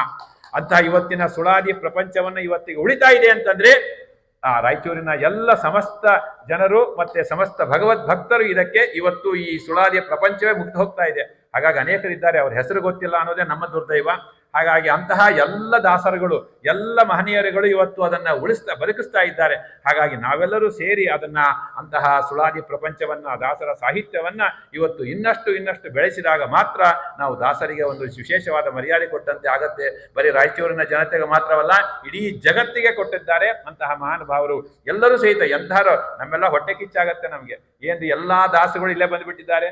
ಜಗನ್ನಾಥದಾಸರು, ಗೋಪಾಲದಾಸರು, ಎಲ್ಲಾ ದಾಸರುಗಳು ಎಲ್ಲ ತವರೂರು ರಾಯಚೂರಾಗಿದೆ. ಹಾಗಾಗಿ ಅಂತಹ ದಾಸರ ನಾಡಿನಲ್ಲಿ ವ್ಯಾಸ ಸಾಹಿತ್ಯದ ಮೇರು ಕೃತಿಯಾಗಿರ್ತಕ್ಕಂತಹ ಶ್ರೀಮದ್ ಭಾಗವತ ನಡೀತಾ ಇದೆ ಅಂತಂದ್ರೆ ಇದು ದಾಸ ಸಾಹಿತ್ಯದ ಒಂದು ವಿಶೇಷ ಸಂಯಮರ ಇದ್ದಂತೆ. ಹಾಗಾಗಿ ಇಷ್ಟು ಹೇಳ್ತಾ ಮುಂದೆ ಆ ಪುರಂದರ ಹರಿ ನಿರ್ಮಾಲ್ಯವನ್ನ ಎಲ್ಲಿಗೆ ಬಂತು ಅಂದ್ರೆ ಹೇಳ್ತಾರಲ್ಲ, ಏನಿದು ಏಕಾದಶಿ ಹೇಳುವಂತ ಹಾಡು ಯಾವ್ದಿದು, ಹರಿ ನಿರ್ಮಾಲ್ಯವನ್ನ ಶಿರಸ್ಸಿನಲ್ಲಿ ಧಾರಣೆ ಮಾಡ್ತಾ ಆ ಹರಿ ನಿರ್ಮಾಲ್ಯವನ್ನು ಏನು ಮಾಡ್ತಾ ಇದ್ದಾರೆ, ದುರ್ವಾಸರು ಏನು ಮಾಡಿದ್ರು, ಆ ಪುರಂದರಿಗೆ ಇಂದ್ರನಿಗೆ ಕೊಡಬೇಕು ಅಂತ ಕೊಟ್ರು. ಇಂದ್ರ ಏನು ಮಾಡಿದ, ಅದನ್ನು ಎಲ್ಲಿ ಧಾರಣೆ ಮಾಡಬೇಕಾಗಿತ್ತು, ತಲೆಯಲ್ಲಿ ಧಾರಣೆ ಮಾಡಬೇಕಾಗಿತ್ತು. ನೋಡಿ ಇದರಲ್ಲಿ ಪ್ರಮೇಯ ಏನು, ಅದನ್ನ ಆನೆ ಸೊಂಡ್ಲಿಗೆ ಕೊಟ್ಟುಬಿಟ್ಟ. ಆನೆ ಸೊಂಡ್ಲಿಗೆ ಹಾಕಿದ. ಆನೆ ಏನು ಮಾಡ್ತು, ಮೊದಲೇ ಆನೆ, ಅದಕ್ಕೆ ಆನೆ ಅಂದ್ರೆ ಯಾವಾಗ್ಲೂ ಮದನೆ, ಈಗಲಾಗಲೇ ಕೇಳಿದ್ರಲ್ಲ ಗಜೇಂದ್ರ ಮೋಕ್ಷ. ಹಾಗೆ ಆ ಆನೆ ಕೆಳಗಡೆ ಹಾಕಿ ಆ ನಿರ್ಮಾಲ್ಯಕ್ಕೆ ಅವಮರ್ಯಾದೆ ಮಾಡ್ತು. ಇಷ್ಟೇ ಕಾರಣ.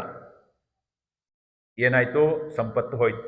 ನೋಡಿ ಹರಿ ನಿರ್ಮಾಲ್ಯವನ್ನ ಅದಕ್ಕೆ ಇದಕ್ಕೆ ಹೇಳ್ತಾರಲ್ಲ, ಏನ್ ದೇವ್ರ ನಾಮ ಅದು, ಹರಿ ನಿರ್ಮಾಲ್ಯ. ನಾವು ದಿವಸ ಹೇಳ್ತೀವಲ್ಲ ಪ್ರತಿ ಏಕಾದಶಿಗೆ ಹರಿ ನಿರ್ಮಾಲ್ಯವನ್ನ ಧಾರಣೆ ಮಾಡ್ತಕ್ಕಂಥದ್ದು. ಹರಿವಾಣ ಸೇವೆಯಲ್ಲಿ ಮಾಡ್ತಕ್ಕಂಥ ಏನು ಹಾಡೋದು?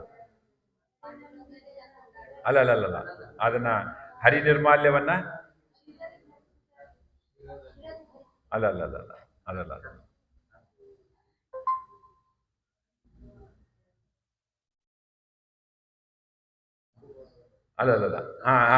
ಹರಿ ನಿರ್ಮಾಲ್ಯವನ್ನ ಶಿರಸಲ್ಲಿ ಧಾರಣೆ ಮಾಡಿಕೊಂಡು ಅದಕ್ಕೆ ಏನು ಅಂತಂದ್ರೆ ಅಷ್ಟು ಇವತ್ತು ಏಕಾದಶಿ ಪರಿಪೂರ್ಣ ಆಗೋದು ಯಾವಾಗ ಅಂತಂದಾಗ ನೋಡಿ, ಭಾಗವತಕ್ಕೂ ಏಕಾದಶಿಗೂ ಏನು ಅಂದ್ರೆ ಇವತ್ತು ನಾವು ಏಕಾದಶಿಯನ್ನು ಹೇಳಬೇಕಾದಾಗ ಒಟ್ಟು 4 ಹೇಳಿದ್ದಾರೆ.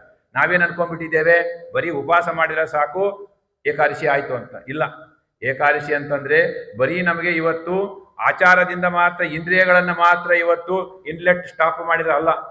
ಒಂದನ್ನ ಬಿಡಬೇಕು, ಒಂದನ್ನ ತುಂಬಿಸ್ಬೇಕು. ಏನ್ ತುಂಬಿಸ್ಬೇಕು? ನಮ್ಮ ತಲೆಯನ್ನು ತುಂಬಿಸ್ಬೇಕು ಅಲ್ವಾ? ಏನ್ ತಲೆಯನ್ನ? ಭಾಗವತವೆಂಬ ಜ್ಞಾನದಿಂದ ತುಂಬಿಸ್ಬೇಕಂತ ಇವತ್ತು ಏಕಾದಶಿ. ಹಾಗಾಗಿ ಇವತ್ತು ಏಕಾದಶಿ ಮಾಡಬೇಕು ಅಂದ್ರೆ ಬರೀ ನಾವೆಲ್ಲ ಬಿಟ್ಟು ಮಾಡಿದ್ರೆ ಅದು ಪೂರ್ತಿ ಏಕಾದಶಿ ಆಗೋದಿಲ್ಲ. ಹಾಗಾಗಿ ಇವತ್ತು ನಿಜವಾದ ಏಕಾದಶಿ ಆಗಬೇಕು ಅಂದ್ರೆ ಹರಿ ನಿರ್ಮಾಲ್ಯವನ್ನ ಮಾಡಿಕೊಂಡು ಏನ್ ಮಾಡ್ಬೇಕು ಅಂತಂದ್ರೆ ಭಗವಂತನ ನಾಮ ಸಂಕೀರ್ತನೆಯನ್ನು ಮಾಡಿದಾಗ ಮಾತ್ರ ಏಕಾದಶಿ ಪೂರ್ಣವಾಗುತ್ತೆ. ಈ 4 ಇರಬೇಕು. ವಿಷಯ ವಿನಿವರ್ತಂತೆ ನಿರಾಹಾರಸ್ಯ ದೇಹಿನಃ. ನಾವು ಬರೀ ಇವತ್ತು ಏಕಾದಶಿ ಮಾಡಿದ್ದೇವೆ ಅಂತಂದ್ರೆ ನಮ್ಮ ಅರ್ಥದಲ್ಲಿ ಏನೋ, ಇವತ್ತು ಬೇರೆಯವರು ಬೇಕಾದಷ್ಟು ಭಿಕ್ಷುಕನು ಏಕಾದಶಿ ಮಾಡ್ತಾನೆ ಅಲ್ಲ, ಅವ್ರಿಗೂ ಬರುತ್ತೆ, ಅರೆ ಅಷ್ಟು ಪುಣ್ಯ ಬರೋದಿಲ್ಲ.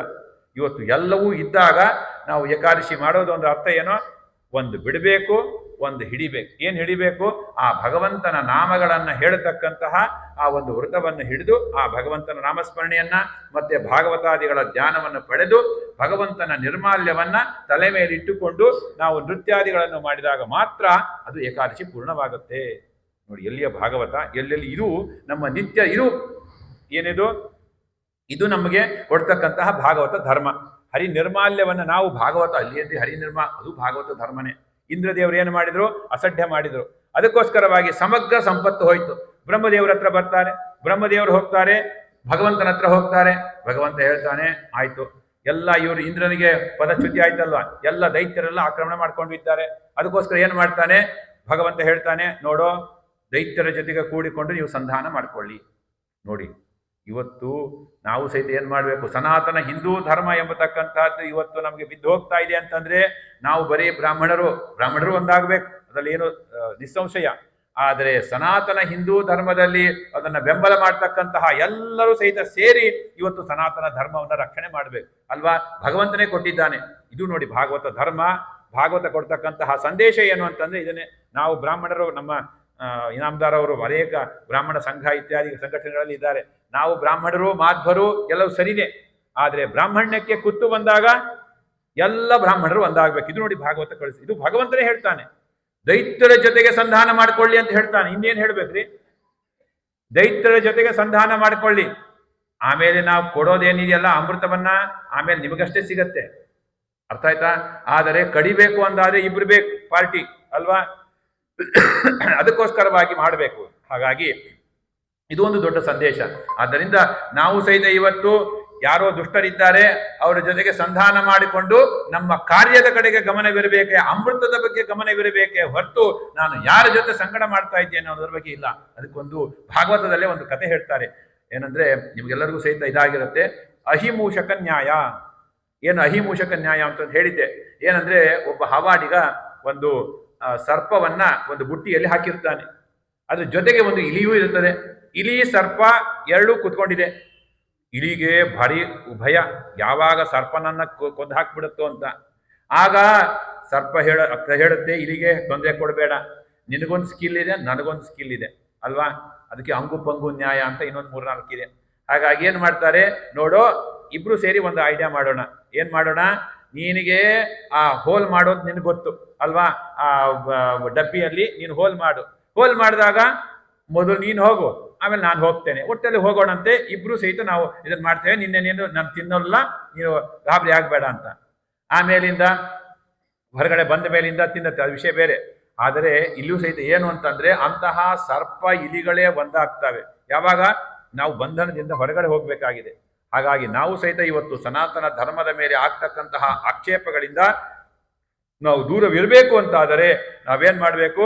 ಎಲ್ಲ ವಿಧವಾಗಿರ್ತಕ್ಕಂತಹ ಸನಾತನ ಹಿಂದೂ ಧರ್ಮೀಯರು, ಬ್ರಾಹ್ಮಣರು, ಮಾಧ್ವರು ಒಟ್ಟಾಗಬೇಕು ಅನ್ನುವಂತಹ ಸಂದೇಶ ಶ್ರೀಮದ್ ಭಾಗವತ ನಮಗೆ ಕೊಡ್ತಾ ಇದೆ.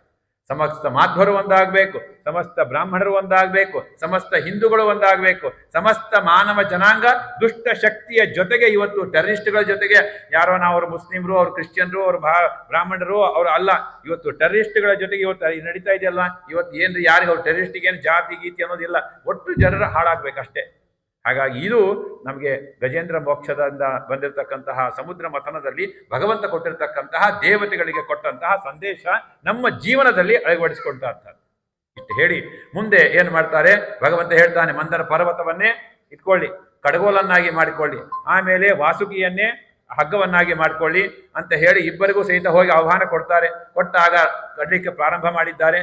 ಪ್ರಾರಂಭ ಮಾಡಿದಾಗ ಮೊದಲಿಗೆ ವಿಷ ಬರ್ತಾ ಇದೆ, ವಿಷ ಬಂದಾಗ ಹಾಲಾಹಲ ವಿಷ ಬರ್ತಾ ಇದೆ, ವಿಷ ಬಂದಾಗ ಅಲ್ಲೊಂದು ಸಂದೇಶ, ಬೇರೆ ಸಮಗ್ರ ಸಂದೇಶ ಸಂದೇಶ ಸಂದೇಶ. ಹಾಗೆ ಭಾಗವತ ಕಥೆ ಹೇಳೋದೇ ಅಲ್ಲ ನಾನು. ಅದಕ್ಕೇನ್ ಮಾಡ್ತಾರೆ? ಬರುತ್ತೆ ವಿಷ ಬಂತು, ವಿಷ ಬಂದಾಗ ವಾಯುದೇವರು ಅದನ್ನ ಪಾನ ಮಾಡಿದರು. ಪಾನ ಮಾಡಿದಾಗ ವಾಯುದೇವರಿಗೆ ಏನೂ ಆಗಲಿಲ್ಲ. ಇದರಿಂದ ಏನಾಯ್ತು? ವಾಯುದೇವರಿಗೆ ಯಾವುದೇ ವಿಧವಾಗಿರ್ತಕ್ಕಂತಹ ವಿಷಬಾಧೆ ಇಲ್ಲ. ಅದನ್ನೇ ವಾಯುದೇವರು ಕುಡಿತಾ ಇರುವುದನ್ನ ನೋಡಿದಂತಹ ರುದ್ರದೇವರು ಏನ್ ಮಾಡ್ತಾರೆ? ಸ್ವಲ್ಪವನ್ನೇ ತಗೊಳ್ತಾರೆ. ವಾಯುದೇವರು ಸ್ಪರ್ಶ ಮಾಡಿ ಡೈಲ್ಯೂಟ್ ಮಾಡಿ ಕೊಟ್ಟದನ್ನ ತಗೊಂಡಾಗ ಅವ್ರಿಗೇನಾಯ್ತು? ಕುಡಿದಾಗ ನೀಲಕಂಠನಾದ. ಆ ನೀಲಕಂಠನ ವಿಷದ ಬಾಧೆಯನ್ನು ಕುಡಿಸೋದಕ್ಕೋಸ್ಕರವಾಗಿ ತಲೆಯಲ್ಲಿ ಚಂದ್ರನನ್ನು ಇಟ್ಕೊಂಡ, ಗಂಗೆಯನ್ನು ಇಟ್ಕೊಂಡ ಅಲ್ವಾ? ಇದಿಷ್ಟೆಲ್ಲ ಕತೆ ಕೇಳಿದ್ದೇವೆ. ಇದ್ರಿಂದ ಸಂದೇಶ ಏನು? ವಾಯುದೇವರ ಸ್ಪರ್ಶವಾಗಿ ಬಂದದ್ದು ಅಲ್ವಾ? ಇದನ್ನೇ ನಾವು ವಾಯುಸ್ತುತಿಯಲ್ಲಿ ಕೇಳಬೇಕಾದಾಗ ನೋಡಿ, ಬಕಾಸುರ ಜಗ್ನೇ ನಿಘ್ನೇನ ವಿಘ್ನೋ ಬಹುಲ ಬಲ ಬಕಧ್ವಂಸನಾಧ್ಯೇನ ಶೋಚತ್ ವಿಪ್ರಾನುಕ್ರೋಶ ಭಾಷೈ ಅಸುವಿಧುತಿ ಸುಖಂ ಏಕಚಕ್ರ ಜನಾನಾಂ ಅಂತ ಏನಾಗಿದೆ ನೋಡಿ. ಇದನ್ನು ನಾವೆಲ್ಲ ಸಮನ್ವಯ ಮಾಡಿ ನೋಡಿದಾಗ ಮಾತ್ರ ಆಗ ನಮಗೆ ಭಾಗವತ ಹೇಳೋದು ಒಂದೇ, ವಾಯುಸ್ತುತಿಗಳಲ್ಲಿ ಹೇಳೋದು ಒಂದೇ, ರಾಮಾಯಣದಲ್ಲಿ ಹೇಳೋದು ಒಂದೇ, ಸರ್ವಮೂಲಾದಿ ಗ್ರಂಥಗಳು ಎಲ್ಲ ಏನು ಪ್ರತಿಪಾದನೆ ಮಾಡ್ತಾ ಇವೆ? ಭಾಗವತ ಧರ್ಮ. ಭಾಗವತ ಧರ್ಮ ಅಂದ್ರೆ ಏನು? ನಾವು ಮಾಡಿದಂತಹ ಎಲ್ಲ ಪದಾರ್ಥಗಳನ್ನ ಹರಿವಾಯುಗಳಿಗೆ ಸಮರ್ಪಣೆ ಮಾಡಿದ್ರೆ ಮಾತ್ರ ನಾವೇನು ನೋಡಿ. ಬಹುಲ ಬಲಬಕ ಯಾರು? ಬಕಾಸುರ. ಬಕಾಸುರ ಅಲ್ಲಿಯೇ ಪಕ್ಕದಲ್ಲಿಯೇ ಇದ್ದಂತಹ ವಾಯುದೇವರಿಗೆ ಸಮರ್ಪಣೆ ಮಾಡದೆ ಬಂಡಿ ಅನ್ನವನ್ನು ಊಟ ಮಾಡ್ತಾ ಇದ್ದ. ಒಂದು ಬಂಡಿ ಅಲ್ಲ, 10 ಬಂಡಿ ಅನ್ನ ಊಟ ಮಾಡಿದ್ರು ಸಹಿತ ವಾಯುದೇವರು ಏನ್ ಮಾಡ್ತಾ ಇದ್ರು? ಅವನನ್ನ ಸರಿಯಾಗಿ ಏನು ತೊಂದರೆ ಕೊಡ್ತಾ ಇರ್ಲಿಲ್ಲ. ಯಾವಾಗ ಆ ಒಂದು ಬಂಡಿಯನ್ನ ಪ್ರಾಣದೇವರಿಗೆ ಸಮರ್ಪಣೆ, ಜೋಡ ಆಂಜನೇಯನ ಸನ್ನಿಧಾನದಲ್ಲಿ ನಾವಿದ್ದೇವೆ. ಒಂದು ಆಂಜನೇಯ ಅಲ್ಲ, ಇಬ್ರು ಆಂಜನೇಯ. ಹಾಗಾಗಿ ನಾವು ಸಹಿತ ಇವತ್ತು ಆಂಜನೇಯನಿಗೆ ಸಮರ್ಪಣೆ ಮಾಡಿ ತಗೊಂಡ್ವಿ ಅಂತಂದ್ರೆ ನಾವು ವಾಯುದೇವರು ಯಾರೋ ರುದ್ರದೇವರು, ಹೇಗೆ ರುದ್ರದೇವರು ಇದ್ದಾರೆ, ರುದ್ರದೇವರು ವಿಷವನ್ನು ಕುಡಿದ್ರು ಸಹಿತ ಅದು ಒಳಗೆ ಹೋಗ್ಲಿಲ್ಲ, ಇಲ್ಲೇ ಕುಳಿತುಕೊಳ್ತು ಅಷ್ಟೇನೆ, ಹೃದಯಕ್ಕೆ ಹೋಗ್ಲಿಲ್ಲ. ಇದು ಸಂದೇಶ. ಆದರೆ ಅದೇ ಯಾರು ಬಕಾಸುರ ಏನು ಮಾಡಿದ? ಅಲ್ಲೇ ಪಕ್ಕದಲ್ಲೇ ವಾಯುದೇವರಿದ್ದಾರೆ, ಅದೇ ಊರಿನಲ್ಲೇ ವಾಯುದೇವರಿದ್ದಾರೆ, ಅದೇ ಓಣಿಯಲ್ಲೇ ವಾಯುದೇವರಿದ್ದಾರೆ, ಅದೇ ಪಕ್ಕದ ಮನೆಯಲ್ಲೇ ವಾಯುದೇವರಿದ್ದಾರೆ. ಇನ್ಯಾಕೆ ಇಷ್ಟೇ ಯಾಕೆ?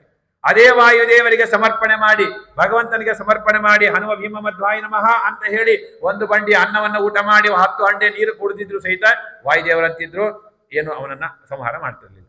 ಇದು ಸಂದೇಶ. ಆದ್ದರಿಂದ ನೋಡಿ, ಈ ಅಮೃತ ಮಥನದ ಸಂದೇಶದಲ್ಲಿ ಇದನ್ನ ನೀವು ನೋಡಿರೋದಿಲ್ಲ. ಹಾಗಾಗಿ ಅಲ್ಲಿಯೂ ಸಹಿತ ಏನು ಮಾಡಿದ್ದಾರೆ ರುದ್ರದೇವರು?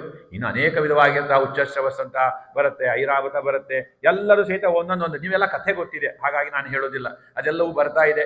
ಬಂದಾಗ ಅಲಕ್ಷ್ಮಿ ಬರ್ತಾಳೆ, ಆಮೇಲೆ ಇನ್ನು ಲಕ್ಷ್ಮೀದೇವಿ ಬರ್ತಾರೆ, ಕಲ್ಪವೃಕ್ಷ ಬರ್ತದೆ, ದೇವಲೋಕದಲ್ಲಿ ನಮಗೆ ಬೇಕು ಅಂತಾರೆ, ಆಮೇಲೆ ಎಲ್ಲ ವಿಧವಾಗಿರ್ತಕ್ಕಂತಹ ಮಂಗಳ ವಸ್ತುಗಳು ಬರ್ತಾ ಇವೆ, ತುಳಸಿ ಬರ್ತದೆ, ಧಾತ್ರಿ ಬರ್ತದೆ, ಎಲ್ಲವೂ ಬರ್ತದೆ. ನೋಡಿ ಇಷ್ಟೆಲ್ಲ ಇದು ನೋಡಿ ಭಾಗವತ ಅಂತಂದ್ರೆ ಹೀಗೆ. ನಮಗೆ ಭಾಗವತ ಧರ್ಮವನ್ನು ಆಚರಣೆ ಮಾಡ್ತಾ ಇದ್ದೇವೆ ಅಂತಂದ್ರೆ ಮೊದಲಿಗೆ ವಿಷ. ಏನು ಸಂದೇಶ ಇದರಿಂದ? ಯಾರೋ ಏಕಾದಶಿ ಮಾಡ್ತಾ ಇದ್ದಾನೆ ಅಂತಂದ್ರೆ ಬೇರೆ ಯಾರೋ ಅಲ್ಲ, ನಿಮ್ಮ ಹೆಂಡತಿಯೋ ಅಥವಾ ಗಂಡನೋ ಅಥವಾ ಮಕ್ಕಳೇ. ತಲೆಗಿಲೆ ಕಟ್ಟಿದಾರೆ, ನಮ್ಮ ಅಪ್ಪಂಗೆ ಕಟ್ಟಿದೆ, ನಮ್ಮ ಅಮ್ಮಂಗೆ ಕಟ್ಟಿದೆ ತಲೆ, ಏನ್ರಿ ಇಷ್ಟು ವಯಸ್ಸಾಗಿದೆ ಅಂತೆ, ಇವರಂತೆ ಉಪವಾಸ ಮಾಡ್ತಾರಂತೆ, ಆಮೇಲೆ ಚಾತುರ್ಮಾಸ ಮಾಡ್ತಾರಂತೆ, ಹಾಗೆ ಮಾಡ್ತಾರಂತೆ, ಹೀಗೆ ಮಾಡ್ತಾರೆ ಅಂತ ಮೊದಲಿಗೆ ಏನಾಗತ್ತೆ? ಬಂಧುಗಳಲ್ಲಿ ವೈರತ್ವ ಶುರು ಆಗತ್ತೆ. ಬಂಧುಗಳಲ್ಲಿ ಆಗಿರುತ್ತೆ ಅಲ್ವಾ ನಿಮ್ಮೆಲ್ಲರಿಗೂ ಅಲ್ವಾ? ಯಾರೋ ಹೇಳ್ತಾರೆ, ನಾವು ಇಲ್ಲ ನಾನು ಹೊರಗಡೆ ಹೋಟೆಲಲ್ಲಿ ತಿನ್ನೋದನ್ನು ನಿಲ್ಲಿಸಿದ್ದೇನೆ, ಏನ್ರಿ ತಲೆಗಿಲೆ ಕೆಟ್ಟಿದ್ಯಾ, ಇಂಥ ಯುವಕರ ವಯಸ್ಸು ಇಷ್ಟು ಹೋಟೆಲ್ಗಳು ಬರ್ತಾ ಇದೆ, ಹಾಗೆ ಹೀಗೆ ಇವತ್ತು ನೋಡ್ತಿರಲ್ಲ.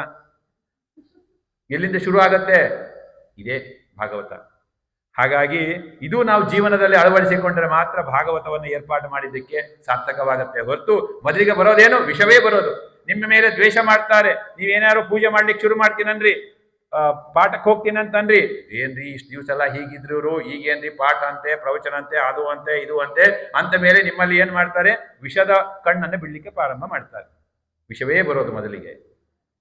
ನಾವೇನ್ ಮಾಡ್ತೇವೆ, ವಿಷ ಬಂದಿದೆ ಅಂತ ಹೇಳಿ ಮತ್ತೆ ನೋಡಿ ಕುದುರೆ ಬಂತು, ಐರಾವತ ಬಂತು, ಏನ್ ಬಂತಲ್ಲ, ಬಂದಾಗ ನಾವೇನ್ ಮಾಡ್ತೇವೆ, ಅಡ್ಡಕ್ಕೆ ನಮ್ಮ ಪ್ರಯತ್ನವನ್ನು ಬಿಟ್ಟು ಬಿಡ್ತೇವೆ. ಇದೊಂದು ಸಂದೇಶ. ಮತ್ತೆ ಸಂತಾನ ಸಂಪತ್ ಪರಿಶುದ್ಧ ಭಕ್ತಿ. ಇವತ್ತೇನ್ ಮಾಡ್ತಾರೆ ರಾಯರು, ಹೋಗ್ತೇವೆ, ಪ್ರದಕ್ಷಿಣೆ ಹಾಕ್ತೇವೆ, ನಮಸ್ಕಾರ ಮಾಡ್ತೇವೆ, ಎಲ್ಲವೂ ಮಾಡ್ತೇವೆ.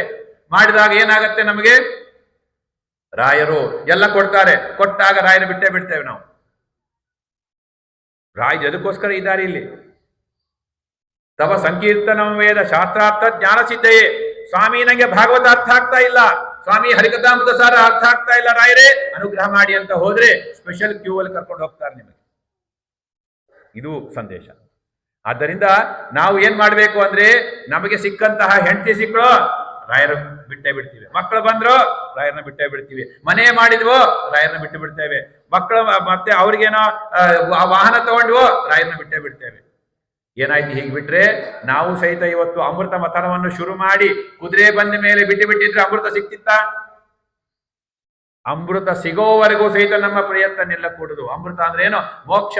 ತವ ಸಂಕೀರ್ತನಂ ವೇದ ಶಾಸ್ತ್ರಾರ್ಥ ಜ್ಞಾನ ಸಿದ್ಧಯೇ.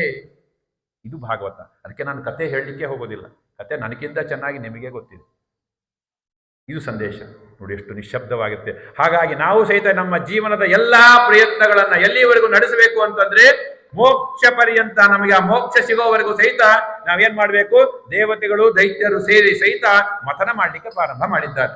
ಹಾಗಾಗಿ ನಾವು ಸಹಿತ ಇದು ನಮ್ಮ ಸಮುದ್ರ ಮಥನದ ಆ ಒಂದು ಇದರಿಂದ ತಿಳಿತಕ್ಕಂತಹ ಒಂದು ಅಮೃತ ಮಥನದಿಂದ ತಿಳಿತಕ್ಕಂತಹ ಸಂದೇಶ ಏನು ಅಂತಂದ್ರೆ, ಮೋಕ್ಷ ಸಿಗೋವರೆಗೂ ಸಹಿತ ನಮ್ಮ ಪ್ರಯತ್ನವನ್ನು ನಿಲ್ಲಿಸೋ ಹಾಗಿಲ್ಲ. ನಮ್ಮ ಗುರುಗಳು ಯಾವಾಗಲೂ ಒಂದು ಮಾತನ್ನೇ ಹೇಳ್ತಾ ಇದ್ರು. ಏನು ಅಂತಂದ್ರೆ, ಇವತ್ತು ನಾವು ರಾಯರನ್ನೋ ಗುರುಗಳನ್ನೋ ಎದಕ್ಕೆ ಹೇಗೆ ಉಪಯೋಗಿಸ್ಕೊಳ್ತಾ ಇದ್ದೇವೆ ಅಂತಂದ್ರೆ, ಒಂದು ತಾಯಿ ಮಗುವಿಗೆ ಹುಷಾರಿರೋದಿಲ್ಲ, ಕಹಿಯಾದ ಔಷಧವನ್ನು ಕೊಟ್ಟರೆ ಅಲ್ಲೇ ವಾಂತಿ ಮಾಡಿಬಿಡುತ್ತೆ ಮಗು ಅಲ್ವಾ. ಮಗುಗೇನಿಷ್ಟ? ಪೇಪರ್ ಮಟ್ಟಿ ಇಷ್ಟ, ಚಾಕ್ಲೇಟ್ ಇಷ್ಟ, ಏನೋ ಬೆಲ್ಲ ಇಷ್ಟ. ಅದಕ್ಕೇನು ಮಾಡ್ತಾಳೆ ತಾಯಿ ಆದವಳು, ಹುಷಾರಾಗಿ, ಇವತ್ತಿನ ತಾಯಿಯವರು ಬಿಟ್ಟು ಬಿಡಿ, ಏನ್ ಮಾಡ್ತಾರೆ, ಹುಷಾರಾಗಿರೋರು ಏನ್ ಮಾಡ್ತಾರೆ, ಒಳಗಡೆ ಮದ್ದಿಟ್ಟಿರ್ತಾಳೆ, ಮತ್ತೊಂದ್ರೆ ಔಷಧಿ ಇಟ್ಟಿರ್ತಾರೆ, ಮೇಲೆ ಬೆಲ್ಲನೋ ಸಕ್ಕರೆನೋ ಚಾಕ್ಲೇಟೋ ಎಲ್ಲ ಒಂದು ರ್ಯಾಪರ್ ಮಾಡಿರ್ತಾರೆ, ತಗೊಂಡು ಕೊಡ್ತಾರೆ. ಅಯ್ಯೋ ಮಗುಗೇನು ಭಾರಿ ಖುಷಿ, ಅವೋ ಅಮ್ಮ ನಂಗೆ ಬೆಲ್ಲದ ಉಂಡೆ ಕೊಟ್ಲು ಅಂತ. ಆದ್ರೆ ಒಳಗಡೆ ಏನಿರುತ್ತೆ, ಒಳಗಡೆ ಏನೋ ಔಷಧಿ ಇರುತ್ತೆ, ಅದು ಹೋಗಿ ಕೆಲಸ ಮಾಡುತ್ತೆ. ಹಾಗಾಗಿ ನಾವು ಇವತ್ತು ಮಗು ಜಾಣ ಏನ್ ಮಾಡ್ಬಿಡತ್ತೆ, ಅದು ಗೊತ್ತಾಗತ್ತೆ. ಗೊತ್ತಾದಾಗ ಒಂದ್ಸಲಿ ಎಲ್ಲ ಪೇಪರ್ ಮಟ್ಟಂತೆ ಮೇಲಿಂದೆಲ್ಲ, ಇವತ್ತು ಏಕಾದಶಿ ಬೇಡ, ಬೇರೆ ದಿವಸ ಆದ್ರೆ ಅದನ್ನೆಲ್ಲ ಚೀಪಿ ಔಷಧಿ ಬಂದಾಗ ಅದನ್ನ ಥೂ ಅಂತ ಉಳಿಬಿಟ್ರೆ. ಹಾಗಾಗಿದೆ ನಮ್ಮ ಪರಿಸ್ಥಿತಿ. ಇವತ್ತೇನಾಗಿದೆ, ರಾಯರು ಬೇಕು, ಎಲ್ಲರೂ ಬೇಕು ನಮಗೆ. ಯಾವಾಗ, ಎಲ್ಲಿವರೆಗೂ ನಮಗೆ ಸಕ್ಕರೆ ಮೇಲಿದ್ದಂತಹ ಸಕ್ಕರೆಯನ್ನು ಚೀಪುವಾಗ ಹೇಗೆ ನಮಗೆ ಸಂತೋಷವಾಗ್ತಾ ಇರುತ್ತೋ ಅಲ್ಲಿವರೆಗೂ ಮಾತ್ರ. ಆದ್ರೆ ಔಷಧ ಬರ್ತಾ ಇದೆ ಅಂತಂದಾಗ ಅದನ್ನು ನಾವು ಉಗುಳಿದಂತೆ, ಮಗು ಉಗುಳಿದಂತೆ ನಾವು ಇವತ್ತೇನು ಮಾಡ್ತಾ ಇದ್ದೇವೆ, ರಾಯರ ಮಗ ಬೇಕು, ರಾಘವೇಂದ್ರ ಅಂತ ಹೆಸರು ಮಾಡ್ತಾರೆ. ಅಂದ್ರೆ ರಾಯರು ಅಂದ್ರೆ ರಾಯರು ಒಂದೇನೆ, ರಘುತ್ತಮರಾಗ್ಬೋದು, ಟೀಕಾಕೃತ್ಪಾದರು, ವ್ಯಾಸರಾಜರು, ಶ್ರೀಪಾದರಾಯರು ಎಲ್ಲರೂ ಸಹಿತ ಸಹಿ.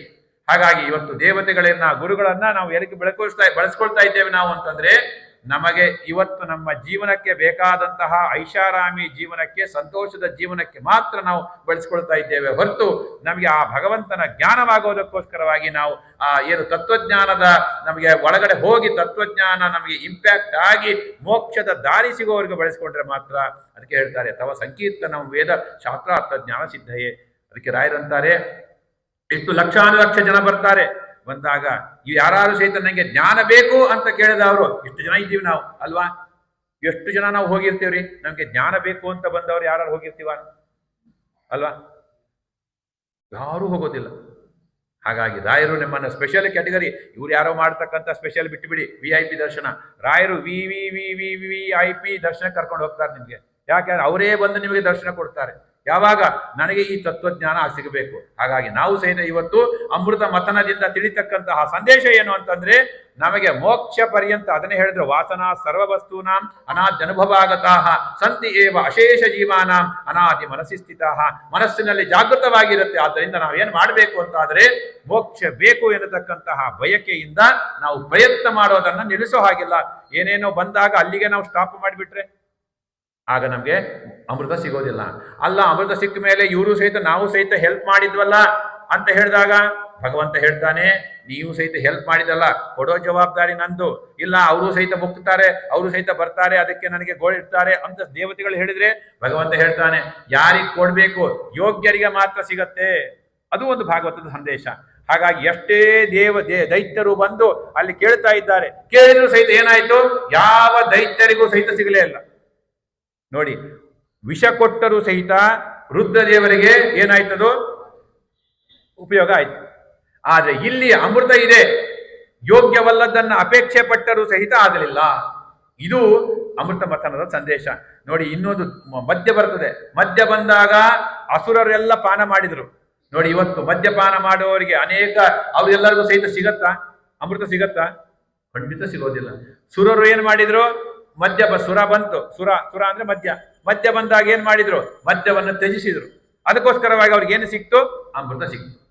ಹಾಗಾಗಿ ಇದರಿಂದ ಸಿಗತಕ್ಕಂತಹ ಸಂದೇಶ ಏನು ಅಂದ್ರೆ, ನಾವು ಸಹಿತ ಇವತ್ತು ಏಕಾದಶಿ ದಿವಸ ನಮ್ಗೆ ಏನಾದ್ರೂ ಇವತ್ತು ಭಿಕ್ಷುಕ ಉಪವಾಸ ಮಾಡ್ತಾನೆ, ನಾವು ಉಪವಾಸ ಮಾಡ್ತೇವೆ. ನಮಗೂ ಭಿಕ್ಷಕನಿಗೂ ಡಿಫರೆನ್ಸ್ ಇದೆಯಲ್ವಾ? ಭಿಕ್ಷನಿಗೆ ಗತಿನೇ ಇಲ್ಲ, ಅದಕ್ಕೆ ಉಪವಾಸ ಮಾಡಿದ್ದಾನೆ. ನಮಗೆ ಇವತ್ತು ಬೇಕಾದಷ್ಟು ಏನು 10 ಭಕ್ಷ್ಯ ಮಾಡುವಷ್ಟು ಬಂಗಾರದ ಬೆಳ್ಳಿಯ ತಟ್ಟೆಯಲ್ಲಿ ಊಟ ಮಾಡಿ 100 ಸಾವಿರಾರು 10,000 ಜನಕ್ಕೆ ಹಾಕುವಷ್ಟು ಸಂಪತ್ತು ನಮ್ಮೆಲ್ಲರಲ್ಲೂ ಇದೆ ಇವತ್ತು ಭಗವಂತನ ಅನುಗ್ರಹದಿಂದ. ಆದರೆ ನಾವು ಉಪವಾಸ ಯಾಕೆ ಮಾಡ್ತಾ ಇದ್ದೇವೆ? ಪ್ರೀಣಯಾಮೋ ವಾಸುದೇವಂ, ಭಗವಂತ ಪ್ರೀತನಾಗಲಿ ಅಂತ. ಹಾಗಾಗಿ ಅಮೃತ ಮಥನದ ಸಂದೇಶ ಏನು ಅಂದ್ರೆ, ಇದೇ ರೀತಿಯಾಗಿ ನಾವು ಸಹಿತ ಇವತ್ತು ಅವರಿಗೆ ಬಿಟ್ರು, ಭಗವಂತನಿಗೆ ಇದು ನಿಷಿದ್ಧವಾದದ್ದು, ಇದು ಬೇಡ ಅಂತ ಬಿಟ್ರು. ಯಾವ್ದನ್ನ? ಸುರ ಅಲ್ಲಿಂದ ಬಂದಿದ್ದು ಬಿಟ್ಟಾಗ ಆಗ ಏನಾಯ್ತು, ಅವರಿಗೆ ಅಮೃತ ಸಿಕ್ತು. ಇದು ಅಮೃತ ಮಥನದ ಸಂದೇಶ ಅಂತ ಹೇಳ್ತಾ, ಹೀಗೆ ಅನೇಕ ವಿಧವಾಗಿರ್ತಕ್ಕಂತಹ ಅಮೃತ ಮಥನವನ್ನ ಮಾಡ್ತಾ ಇದ್ದಾರೆ. ಮಾಡಿದಾಗ ಕೊನೆಗೆ ಅವರೆಲ್ಲ ಮಂದರ ಪರ್ವತ ಅದು ಮುಣುಗ್ತಾ ಇದೆ. ಆಗ ಭಗವಂತ ಕೂರ್ಮ ರೂಪಿಯಾಗಿ ಭಗವಂತ ಅವತಾರ ಮಾಡಿದ್ದಾನೆ. ಅವತಾರ ಮಾಡಿ ಕೂರ್ಮ, ನೋಡಿ ಇಷ್ಟೆಲ್ಲ ಆಯ್ತು. ಅಜಿತನಾಮಕ ಪರಮಾತ್ಮ ಆಯ್ತು, ಯಜ್ಞ ಆಯ್ತು, ಕೂರ್ಮ ಆಯ್ತು. ಆಮೇಲೆ ಈಗ ಬಂದಿದ್ದಾನೆ ಭಗವಂತ. ಬಂದ ಮೇಲೆ ಇನ್ನ ಅಲ್ಲಿ ನೋಡ್ತಾನೆ, ಅನೇಕ ವಿಧವಾಗಿರ್ತಕ್ಕಂತಹ ಎಲ್ಲ ಆ ಅಮೃತವನ್ನ ಆ ಭಾರಕ್ಕೆ ಮುಳುಗ್ತಾ ಇದೆ. ನೋಡಿ, ಭಗವಂತನಿಗೆ ವಿಷ್ಣು ಸಹಸ್ರನಾಮದಲ್ಲಿ ಒಂದು ಹೆಸರಿದೆ, ಭಾರಭೃತ್ ಅಂತ ಹೆಸರಿದೆ. ನೋಡಿ, ಕೂರ್ಮಾವತಾರಕ್ಕೆ ಸಂಬಂಧಿಸಿದ್ದು. ಹಾಗಾಗಿ ಎಲ್ಲರ ಭಾರವನ್ನು ಇವತ್ತು ನಾವು ಹಾಗೆ ಅಲ್ವಾ? ನೋಡಿ, ನಿನ್ನೆ ಎಲ್ಲೋ ಇದ್ವೆ, ಭಗವಂತನ ಮೇಲೆ ಭಾರ ಹಾಕಿದ್ದು. ನಿನ್ನೆ 10 ಗಂಟೆಗೆ ಆದ ಘಟನೆ ಇದು, ನಿಮ್ಮೆಲ್ಲರಿಗೂ ಗೊತ್ತಾಗತ್ತೆ ಅನ್ನೋ ದೃಷ್ಟಿಯಿಂದ ಹೇಳಿದ್ದೇನೆ. ಭಾಗವಂತ ಭಾರ ಹಾಕಿವೇನೋ ನಿನಗೆ ನಾರಸಿಂಹನೇ. ಏನು ಅಲ್ಲಿ ಇದ್ದದ್ದು ಫ್ಲೈಟ್ ಇದ್ದಕ್ಕಿದ್ದಂಗೆ ಡಿಲೇ ಆಗೋಯ್ತು. ಎಷ್ಟೊತ್ತಿಗೆ ಇದ್ದಿದ್ದು ಫ್ಲೈಟು? 9:50ಕ್ಕೆ. ಅಲ್ಲಿಂದ 9:50ಕ್ಕೆ ಇದ್ದಿದ್ದು ಫ್ಲೈಟು 3 ಗಂಟೆ ಲೇಟ್ ಆಯ್ತು. 12:15 1 ಗಂಟೆಗೂ ಅಲ್ಲಿಂದ ಫ್ಲೈಟ್ ಟೇಕ್ ಆಫ್ ಆಗಿತ್ತು. 3 ಗಂಟೆಗೆ ಬಂದದ್ದು. ಭಗವಂತ ನಾರಸಿಂಹನೇ, ವೇದವ್ಯಾಸ ದೇವರೇ ನನ್ನಿಂದ ಸೇವೆ ತಗೊಳ್ಬೇಕು ಅಂತ ಆದ್ರೆ ತಗೊಳ್ಳಿ, ಅಷ್ಟೇನೆ. ನಿಮ್ಗೆಲ್ಲ ಹೇಳ್ಬಿಟ್ಟು ಟೆನ್ಷನ್ ಆಗತ್ತೆ ಅಂತೇಳಿ ನಮ್ಮ ವೇಣು ಅವರಿಗೆ ಫೋನ್ ಮಾಡಿ ಹೇಳಿದೆ, ಇಲ್ಲ ಹೀಗಿದ್ದೇನೆ ಬರ್ತೇನೆ ಅಂತ. ನೋಡಿ, ಭಗವಂತನ ಮೇಲೆ ಪ್ರಾರ್ಥನೆ ಹಾಕಿದ್ದು. ಅಲ್ಲಿಂದ ನೋಡಿ ಬಂದಾಗ ಇನ್ನೂ 15-20 ನಿಮಿಷ ಬೇಗನೆ ಬಂತು ಹೈದರಾಬಾದ್ಗೆ. ಹೈದರಾಬಾದಿಂದ ಬಂದು ಇನ್ನೇನು ಟ್ಯಾಕ್ಸಿ ತಗೊಂಡು ಬರ್ಬೇಕಷ್ಟೊತ್ತಿಗೆ ಏನಾಗಿದೆ, ಅಲ್ಲಿ ಯಾರೋ ಒಬ್ಬ ಯಾರೋ ಇವರೋನು ಅವನು ಬಂದು ಏನಂದ್ರೆ, ಮೈ ಮಂತ್ರಾಲಯ ತರ ಜಾರಾ ಹೂಂ ಅಂತ, ಸ್ವಾಮೀಜಿ ಕಿದರ್ ಜಾರಾ ಹೇ ಆಪ್. ನೋಡಿ, ಎಂಥದ್ದು ಅದ್ಭುತ ಅಲ್ಲ. ನಾನು ಇವತ್ತು ಬಂದದ್ದು 7 ಗಂಟೆಗೆ, ಇವತ್ತು ನಾನು ಇಲ್ಲಿ ಬರೋದು 11 ಗಂಟೆಗೆ ಬರ್ತೀನಿ ಅಂತ ಹೇಳಿದ್ದೆ ನಾನು ಅವ್ರಿಗೆ. ಬೆಳಗ್ಗೆ ಅಲ್ಲಿಂದ ಬಂದು ಬರೋವ್ರಿಗೆ ಕಷ್ಟ ಆದ 11 ಗಂಟೆ. ನಮ್ಮ ಹೈದರಾಬಾದ್ನ ಅನೇಕ ಶಿಷ್ಯರು ಬಂದಿದ್ರು. ಬಂದು ಇವತ್ತು ಅಲ್ಲಿ ಹೇಳಿದ್ರು ಅವರು, ಎಲ್ಲ ನಮ್ಮ ಮನೆಗೆ ಬನ್ನಿ, ಎಲ್ಲ ಇದು ಮುಗಿಸ್ಕೊಂಡು ಬರ್ತೇವೆ, ಹಾಗೆ ಹೀಗೆ ಅಂತ. ನೋಡಿ, ಭಗವಂತನ ಚಿತ್ತ ಹೇಗಿದೆ. ಭಾರ ಹಾಕುವೆನೋ ನಿನಗೆ ನಾರಸಿಂಹನೇ. 7 ಗಂಟೆಗೆ ಇಲ್ಲಿದ್ದೇನೆ, 7:15 7:00ವರೆಗೆ ನಾನು ಮಂತ್ರಾಲಯದಲ್ಲಿ ಇದ್ದೇನೆ. 8 ಗಂಟೆ 8:00ವರೆಗೆ ಸ್ನಾನ ಎಲ್ಲ ಮುಗಿದಿದೆ. ಮತ್ತೆ ಶ್ರೀನಿವಾಸ, ನೋಡಿ ಭಗವಂತನ ಇಚ್ಛೆ ಹೇಗಿದೆ ಅಂತಂದ್ರೆ, ಇವತ್ತು ಮಂತ್ರಾಲಯ ಪ್ರಭುಗಳು ಸ್ಥಾಪನೆ ಮಾಡಿದಂತಹ ಆ ಶ್ರೀನಿವಾಸನ ದರ್ಶನ, ಅಲ್ಲಿ ಬಂದು ತುಂಗಾ ಸ್ನಾನ, ಮತ್ತೆ ನೋಡಿ ಧನುರ್ಮಾಸೆ ಸಿದೇ ಪಕ್ಷೆ ದ್ವಾರಶ್ಯಾಮ್ ಅರುಣೋದಯೇ ಕಾಂಕ್ಷಂತಿ ದೇವತಾ ಸರ್ವೇ ಮಜ್ಜಲಂ ತಜ್ಜಲೇ ಶುಭೆ. ಎಲ್ಲ ಇದರಲ್ಲಿ ಇವತ್ತು ಸ್ವಾಮಿ ಪುಷ್ಕರಣಿಯ ಸ್ಮರಣೆ ಮಾಡಿಕೊಂಡು ಇವತ್ತು ಮತ್ತೆ ನಾಳೆ ಮುಕ್ಕೊಟ್ಟಿ ದ್ವಾದಶಿ ಅಂತ ಅಲ್ವಾ? ಅಂತಹ ರಾಯರು, ಅಂತಹ ಶ್ರೀನಿವಾಸನನ್ನ, ಅಲ್ಲಿ ಶ್ರೀನಿವಾಸನ ದಯೆಯಿಂದ ಹುಟ್ಟಿರ್ತಕ್ಕಂತಹ ವೆಂಕಟನಾಥ, ಅಂತಹ ಅದ್ಭುತವಾಗಿರ್ತಕ್ಕಂತಹ ಶ್ರೀನಿವಾಸನ ದರ್ಶನ. ನೋಡಿ, ನಾನು ಇಲ್ಲಿಗೆ ಬರೋದು ಇವ್ರ ಮನೆಯಲ್ಲೆಲ್ಲ ರೆಡಿ ಮಾಡಿಕೊಂಡಿದ್ದೇನೆ ಅಂತ ಆಮೇಲೆ ನಮ್ಮ ಸೇತು ಎಲ್ಲರೂ ಅನೇಕರು ಹೇಳಿದ್ರು. ಆದರೆ ಭಗವಂತನ ಇಚ್ಛೆ ನೋಡಿ, ಭಾರ ಹಾಕುವನು ನಿನಗೆ ನಾರಸಿಂಹನೇ. ಕೂರ್ಮರೂಪಿಯಾಗಿರ್ತಕ್ಕಂತಹ ಭಗವಂತನ ಮೇಲೆ ನಾವು ಭಾರ ಹಾಕಿದರೆ ಇವತ್ತು ದೇವತೆಗಳ ಎಲ್ಲ ಭಾರವನ್ನು ಭಗವಂತನೇ ತಗೊಂಡಿದ್ದಾನೆ. ಇದು ಭಾಗವತ ಕೊಡ್ತಕ್ಕಂತಹ ಸಂದೇಶ. ಹಾಗಾಗಿ ನಾವು ಸಹಿತ ಇವತ್ತು ಮಕ್ಕಳಿಗೆ ಮದುವೆ ಆಗಬೇಕಾಗಿದೆ, ಮಕ್ಕಳಿಗೆ ಕೆಲಸ ಆಗಬೇಕಾಗಿದೆ, ಏನು ಬೇಡ ಅಂತೆ. ಭಾಗವತವನ್ನು ಕೇಳಿ ಭಾರ ಹಾಕಿ. ಹೇಗೆ ಭಾರ ಹಾಕಬೇಕು? ಎಲ್ಲೂ ನಾನು ಅಲ್ಲೂ ಅಪ್ಲಿಕೇಶನ್ ಹಾಕಿದ್ದೇನೆ, ಇಲ್ಲೂ ಇಲ್ಲ, ನಿನ್ನ ಹೊರೆತು ಪರವರಿನ್ಯಾರು ಇಲ್ಲ ಸ್ವಾಮಿ ಅಂತ ನಾವು ಮಾಡಿದಾಗ ಮಾತ್ರ ಭಗವಂತ ಕೈ ಹಿಡಿತಾನೆ ಹೊರತು ಸ್ವಾಮಿ ಅವ್ರಿಗೂ ಹೇಳಿದ್ದೇನೆ ಇವ್ರಿಗೂ. ನಮಗೆ ಇವತ್ತು ನೋಡಿದ್ವಲ್ಲ, ಗಜೇಂದ್ರನಿಗೆ ಇವತ್ತು ಆಯ್ತಲ್ಲ, ಎಲ್ಲ ತನಗೆ ತನ್ನ ಹೆಂಡತಿಯೋ ನೋಡಿ ಯಾರ ಜೊತೆ ಜಲವಿಹಾರ ಮಾಡ್ತಾ ಇದ್ನೋ ಅವರೇ 100,000 ವರ್ಷದವರೆಗೆ ಆಗಿ ನಮ್ಮ ಕಡೆಯಿಂದ ಆಗೋದಿಲ್ಲ ಈ ಕೇಸು ಅಂತ ಬಿಟ್ಟು ಹೊರಟು ಬಿಟ್ರು. ಅದಕ್ಕೆ ಹೇಳ್ದ, ಹೆಂಡರು ಆಗೋದಿಲ್ಲ, ಮಕ್ಕಳಾಗೋದಿಲ್ಲ, ನಿನ್ನ ಯಾರು ಸಹಿತ ಆಗೋದಿಲ್ಲ ಸ್ವಾಮಿ, ನಿನ್ನ ಹೊರತು ಬೇರೆ ಯಾರು ಇಲ್ಲ ಅಂತ ಗಜೇಂದ್ರನಿಗೆ ಆದಂತೆ ನಮ್ಮೆಲ್ಲರಿಗೂ ಹಾಗೆ ಆಗತ್ತೆ. When you are on the death bed. ಯಾರು ನಮ್ಮ ಇಂದ್ರಿಯಗಳೇ ನಮ್ಮ ಮನಸ್ಸನ್ನು ಕೇಳೋದಿಲ್ಲ, ನಮ್ಮ ಮಾತನ್ನು ಕೇಳೋದಿಲ್ಲ ಇಂದ್ರಿಯಗಳು. ಹೀಗಾಗಿ ಹೋಗುತ್ತೆ ಪರಿಸ್ಥಿತಿ. ಇದು ಗಜೇಂದ್ರ ಮೋಕ್ಷ ಮತ್ತೆ ಈ ಸಮುದ್ರ ಮಥನದ ಸಂದೇಶ ಅಂತ ಹೇಳ್ತಾ ಹೀಗೆ ಅನೇಕ ವಿಧವಾಗಿರ್ತಕ್ಕಂತಹ ಆ ಕೂರ್ಮಾವತಾರವಾಗತ್ತೆ. ಆದ ಮೇಲೆ ಮುಂದೆ ಆ ಮಂದ್ರ ಪರ್ವತವನ್ನ ಎಲ್ಲ ಭಾರವನ್ನು ಹೊತ್ತಿಕೊಂಡು ಭಗವಂತ ಭಾರಭೃತ್ತಾಗಿದ್ದಾನೆ. ಮುಂದೆ ಆ ಎಲ್ಲ ಭಗವಂತ ತಾನು ಇನ್ನೊಂದು ಸಂದೇಶವನ್ನು ಕೊಡ್ತಾರೆ. ಇಷ್ಟಾದ ಮೇಲಿಂದ ಇನ್ನೇನು ಅಮೃತ ಬರಬೇಕಾಗಿದೆ. ಭಗವಂತ ಅಮೃತ ಬರಬೇಕು ಅಂತ ಆದರೆ ಮಹಾಲಕ್ಷ್ಮಿ ಬಂದಿದ್ದಾಳೆ ನೋಡಿ. ಮಹಾಲಕ್ಷ್ಮಿ ಬಂದಿದ್ದಾಳೆ. ಲಕ್ಷ್ಮೀರ್ಯಸ್ಯ ಪರಿಗ್ರಹ ಕಮಲಭು. ಲಕ್ಷ್ಮೀದೇವಿ ಬಂದಿದ್ದಾಳೆ. ಲಕ್ಷ್ಮೀದೇವಿ ಬಂದಾಗ ಅಲ್ಲಿ ಇಲ್ಲೆಲ್ಲ ನೋಡ್ಲಿಕ್ಕೆ ಶುರು ಮಾಡಿದ್ರು. ಮೊದಲಿಗೆ ಅಮೃತ ಧನ್ವಂತರಿ ನಾಮಕನಾಗಿರ್ತಕ್ಕಂತಹ ಪರಮಾತ್ಮ ಬಂದಿದ್ದಾನೆ. ಧನ್ವಂತರೆಂಗರುಜಿ ಧನ್ವಂತರೇರಿತರು ಧನ್ವಂತರಿ ಭವಸುಧಾ ಭಾನ್ವಂತರ ವಸತ ಮನ್ವಂತರಾಧಿಕೃತ ತನ್ವಂತರ ಔಷಧ ನಿಧೆ. ನೋಡಿ, ಅಜಿತ ರೂಪದಿಂದ ಬಂದು ಭಗವಂತ ಮಥನ ಮಾಡಿದ. ಇಲ್ಲಿ ಧನ್ವಂತರಿ ರೂಪದಿಂದ ಬಂದು ಭಗವಂತ ಏನು ಮಾಡಿದ್ದಾನೆ? ಅಮೃತ ಕಲಶವನ್ನು ಹಿಡ್ಕೊಂಡು ಬಂದ. ನೋಡಿ, ಇವರು ನಾಮಕೆ ವಾಸ್ತೆ ಮಾತ್ರ ದೇವತೆಗಳು. ಕಳೆದದ್ಯಾರು, ತಗೊಂಬಂದದ್ಯಾರು, ಮತ್ತೆ ಅದನ್ನ ಬಡಿಸಿದವರು ಯಾರು?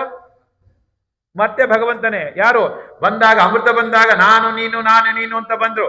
ಆಗಾಗ ಯವೇ ಇಕ್ಕದೆ ನೋಡುವ ಈ ನೋಟ ನಿನ್ನದಯ್ಯ, ತನು ನಿನ್ನದೋ ಜೀವನ ನಿನ್ನದೋ ರಂಗ ಅಂತ ಮೋಹಿನಿಯಾಗಿ ಭಗವಂತ ಅವತಾರ ಮಾಡಿದ್ದಾನೆ. ಯಾಕೆ ಅಂದ್ರೆ ಭಗವಂತನಿಗೆ ಗೊತ್ತು, ಈ ದೈತ್ಯರೆಲ್ಲ ಎಲ್ಲಿ ಇವರು ಕೈ ಚೊಲೋದೆಲ್ಲಿ ಅಂತಂದ್ರೆ ನಾನು ಹೆಣ್ಣಾಗಿ ಬಂದ್ರೆ, ಸುಂದರನಾಗಿ ಬಂದರೆ ಇವರೆಲ್ಲ ತಮ್ಮ ಎಲ್ಲವನ್ನು ಬಿಟ್ಟು ಬಿಡ್ತಾರೆ, ನನ್ನ ಹತ್ರನೇ ನೋಡ್ತಾರೆ. ಯವೇ ಇಕ್ಕದೆ ನೋಡುವ ಈ ನೋಟ ನಿನ್ನದಯ್ಯ, ತನು ನಿನ್ನದೋ ಜೀವನ ನಿನ್ನದೋ ರಂಗ. ಹಾಗೆ ಭಗವಂತ ಏನು ಮಾಡಿದ್ದಾನೆ? ಮೋಹಿನಿ ರೂಪವನ್ನು ತಗೊಂಡಿದ್ದಾನೆ. ನೋಡ್ರಿ, ಅಡಿಗೆ ತಗೊಂಬಂದಿದ್ದು ಅವನೇನೆ, ಬಡಿಸಿದ್ದು ಅವನೇನೆ, ಕಡದಿದ್ದು ಅವನೇನೆ. ಹೆಸರು ಮಾತ್ರ ಯಾರೋ ದೇವತೆಗಳು ಮಥನ ಮಾಡಿದರು. ಇದು ಭಗವಂತನ, ಇದು ಅಮೃತ ಮಥನದ ಸಂದೇಶ. ಬಡಿಸೋದು ಅವನೇನೆ, ತಗೊಂಬಂದಿದ್ದು ಅವನೇನೆ, ಮಥನ ಮಾಡಿದ್ದು ಅವನೇನೆ, ಭಾರ ಹೊತ್ತಿದ್ದು ಅವನೇನೆ, ಭಗವಂತನೇ. ನೋಡಿ, ಕೂರ್ಮ ರೂಪಿಯಾಗಿ ಬಂದ, ಅಜಿತ ರೂಪನಾಗಿ ಬಂದ, ಧನ್ವಂತ ರೂಪಿಯಾಗಿ ಬಂದ. ನೋಡಿ, ಮತ್ತೆ ಯಾವುದು ಇನ್ನು ಮೋಹಿನಿ ರೂಪನಾಗಿ ಬಂದಿದ್ದಾನೆ ಭಗವಂತ. ನೋಡಿ, ಇದು ಭಗವಂತ ಮಾಡಿಸಬೇಕು ನಮ್ಮ ಕೈಯಲ್ಲಿ ಅಂತಂದ್ರೆ ಭಗವಂತ ಎಲ್ಲಾ ಭಾರವನ್ನು ಅವನೇ ಹೊತ್ತು. ಅದಕ್ಕೇನೆ ಇವೆಲ್ಲ ನಮ್ಗಿಂತ ಚೆನ್ನಾಗಿ ಗೊತ್ತು. ಒಬ್ಬರಲ್ಲಿ ನಿಂತು ಮಾತನಾಡಿಸ್ತಾನೆ, ಒಬ್ಬರಲ್ಲಿ ನಿಂತು ನುಡಿಸ್ತಾನೆ. ಎಲ್ಲ ಅವನೇ ಹೆದ್ದವ ಯಾರು? ಅವನೇ ಭಗವಂತ. ಇವತ್ತು ನೋಡಿದ್ರಲ್ಲ, ನಮಗೆ ಯಾರು ಅವನು ನಾನು ಬರಬೇಕು ಅಂತ ಮನಸ್ಸು ಮಾಡಿದ್ದು ಅಷ್ಟೇನೆ. ಇದು ಎಷ್ಟೋ ಡಿಲೇ ಆಯ್ತು. ಡಿಲೇ ಆದ್ಮೇಲೆ ಅಲ್ಲಿಯೂ ಸಹಿತ ಭಾರ ನಂದೇನೆ ಭಗವಂತ ಅಂತಾನೆ. ಯಾರೋ ಬಂದಾಗ ಇಲ್ಲಿ ನಂದು ಕರ್ಕೊಂಡ್ಬರ್ದು, ನಂದು ಭಾರ ನಂದೇನೆ. ಮತ್ತೆ ಅಲ್ಲಿ ಬಂದಾಗ ಸ್ವಾಮಿಗಳ ದರ್ಶನ ಆಯ್ತು, ಎಲ್ಲ ಆಯ್ತು, ಎಲ್ಲ ಭಾರ ನಂದೇನೆ. ಭಗವಂತ ಹೆಸರು ಕೊಟ್ಟಿದ್ಯಾರು? ಆಚಾರ್ಯ ಇಷ್ಟು ಕಷ್ಟಪಡ್ಕೊಂಡ್ ಬಂದ್ರು. ಕಷ್ಟಪಟ್ಟಿದ್ದ ಆಚಾರ ಅರೇಂಜ್ ಮಾಡಿದವ್ರು ಕಷ್ಟಪಟ್ಟಿರ್ತಾರೆ. ಇವತ್ತು PA ಇವತ್ತೇನ್ರಿ ಎಕ್ಸಿಕ್ಯೂಟಿವ್ ಆಗಿ ಹೋಗೋದಕ್ಕೆ ಏನಿದೆ? PA ಅಷ್ಟು ಕಷ್ಟಪಟ್ಟಿರ್ತಾರೆ. ಎಲ್ಲಿ ಇರಬೇಕು ಅಲ್ವಾ? ನೀವೆಲ್ಲ ಗೊತ್ತಿದೆ, ದೊಡ್ಡ ದೊಡ್ಡ ಇಂಜಿನಿಯರ್ಗಳಾದವ್ರು ಇದ್ದೀರಿ ನೀವೆಲ್ಲ. PA ಎಷ್ಟು ಕಷ್ಟಪಡ್ತಾರೆ, ಎಲ್ಲಿ ಇಳ್ಕೋಬೇಕು, ಯಾರೋ ನಮ್ಮ ಬಾಸು, ಎಲ್ಲಿ ಹೋಗ್ಬೇಕು, ಏನ್ ಮಾಡ್ಬೇಕು, ಎಷ್ಟೊತ್ತಿಗೆ ಬರ್ಬೇಕು, ಅವ್ರು ಬರ್ದಿದ್ರೆ ಹೇಗೆ, ಇವ್ರು ಬರ್ದಿದ್ರೆ ಹೇಗೆ ಅಂತ. ಆದ್ರೆ ಇವನಿಗೇನೋ ಬೈಲಿಕ್ಕೆ ಮಾತ್ರ ಬರುತ್ತೆ ಅಷ್ಟೇನೆ. ಇದಾಗ್ಲಿಲ್ಲ, PN ಕಾಲ್ ಮಾಡ್ತಾನೆ, ಬೈತಾ ಇರ್ತಾನೆ. ನೋಡಿ, ಭಗವಂತ ಏನು, ಇದು ಧನ್ವಂತರಿ ನಾಮಕ ಪರಮಾತ್ಮನ ಒಂದು ಅಮೃತ ಮಥನದಲ್ಲಿ ಬರ್ತಕ್ಕಂತಹ ಸಂದೇಶ. ಹೀಗೆ ಈ ರೀತಿಯಾಗಿ ಅಜಿತ ರೂಪದಿಂದ ಬಂದ, ಧನ್ವಂತ ರೂಪದಿಂದ ಬಡಿಸಿದ, ಮತ್ತೆ ಮೋಹಿನಿ ರೂಪದಿಂದ ಬಡಿಸಿದ, ಅಲ್ಲಿ ಅಮೃತವನ್ನು ತೋಂಬಂದ ಕಲಶದಲ್ಲಿ. ಇಷ್ಟು ಈ ಅವತಾರಗಳ ಕಥೆಯನ್ನು ಹೇಳ್ತಾ ಮುಂದೆ ಹೀಗೆ ಭಗವಂತ ಸಮುದ್ರ ಮಥನದಲ್ಲಿ ಆಮೇಲೆ ನಮಗೂ ಸಹಿತ ಇವತ್ತು ಜೀವನದಲ್ಲಿ ಬರೋದೇನೋ ವಿಷವೇ ಬರ್ತದೆ. ಹಾಗಾಗಿ ವಿಷ ಬಂದಿದೆ ಅಂತ ಹೆದರುವ ಹಾಗಿಲ್ಲ. ಅಮೃತ ಬರೋವರೆಗೂ ಸಹಿತ ನಮ್ಮ ಪ್ರಯತ್ನ ಇರಬೇಕು. ಎಲ್ಲಿವರೆಗೂ ನಮ್ಮ ಪ್ರಯತ್ನ ಇರಬೇಕು ಅಂತಂದ್ರೆ ಮೋಕ್ಷ ಪರ್ಯಂತ. ಅದಕ್ಕೆ ಹೇಳ್ತಾರೆ, ಭಾಗವತವನ್ನು ಯಾಕೆ ಕೇಳ್ತಾ ಇದ್ದೀರಿ? ಮೊದಲೇ ಸ್ಕಂದದಲ್ಲಿ ಹೇಳಿರ್ತಾರೆ ನಿಮಗೆ ನಮ್ಮ ಪಂಚಮುಖಿ ಆಚಾರ್ಯರು. ಏನು ಅಂತಂದ್ರೆ ಆಲಯ ಪರ್ಯಂತಂ. ಅದಕ್ಕೆ ಹೇಳ್ತಾ ಇದ್ದಾರೆ, ಎಲ್ಲಿವರೆಗೂ? ಲಯ ಪರ್ಯಂತವಾಗಿ ನೀವು ಕೇಳ್ತಾನೆ ಇರಬೇಕು ಭಾಗವತ. ಇವತ್ತೇನೋ ಕೇಳಿದ್ವಿ, ಮುಗೀತು, ಇಲ್ಲಿಗೆ ಆಯ್ತು, ನಮ್ಗೆ ಕೃಷ್ಣಾರ್ಪಣ, ಇಲ್ಲವೇ ಇಲ್ಲ. ಮತ್ತೆ ನಾಳೆ ದ್ವಾದಶಿ ಏಕಾದಶಿ ಮಾತ್ರ ಭಾಗವತ ಇಲ್ಲ. ಶ್ಲೋಕಾತುಂ ಶ್ಲೋಕಪಾತಂ ವಾ ನಿತ್ಯಂ ಭಾಗವತೋದ್ಭವಂ. ಹಾಗಾಗಿ ಇಂತಹ ಪ್ರತಿಯೊಂದು ದಿನಕ್ಕೂ ಸಹಿತ ಶ್ಲೋಕವೋ ಶ್ಲೋಕಾರ್ಥವೋ ತಿಳಿಬೇಕು ಅಂತ ಹೇಳಿ ಅದಕ್ಕೆ ಹೇಳ್ತಾರೆ.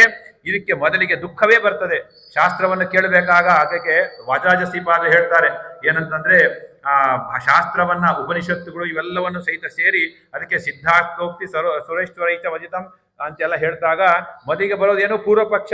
ನಾವು ಪೂರ್ವ ಪಕ್ಷವನ್ನು ನೋಡಿ ಅಯ್ಯೋ ಆಗೋದಿಲ್ಲ ಬಿಡು ಅಂತ ಬಿಟ್ಟು ಬಿಟ್ರೆ ಅಲ್ವಾ, ಹಲಸಿನ ಹಣ್ಣು ಕೊಟ್ಟಿರ್ತಾರೆ, ಕೊಟ್ಟಾಗ ಹಲಸಿನ ಹಣ್ಣು ಬಹಳ ಮುಳುಮುಳ್ಳಾಗಿದೆ ಅಂತ ಬಿಟ್ಟು ಬಿಟ್ರೆ ಇವತ್ತಲ್ಲ ನಾಳೆ ದಿವಸ ಅಲ್ವಾ ಏನ್ ಮಾಡ್ತಾರೆ, ನಿಮ್ಗೆ ಹಲಸಿನ ಹಣ್ಣಿನ ತೊಳೆಯನ್ನ ತಿಳಿದಕ್ಕಾದೇ ಬಿಟ್ಟು ಹೋಗ್ಬಿಡ್ತದೆ ಅಲ್ವಾ, ಅದೆಲ್ಲ ತೆಗಿಬೇಕು.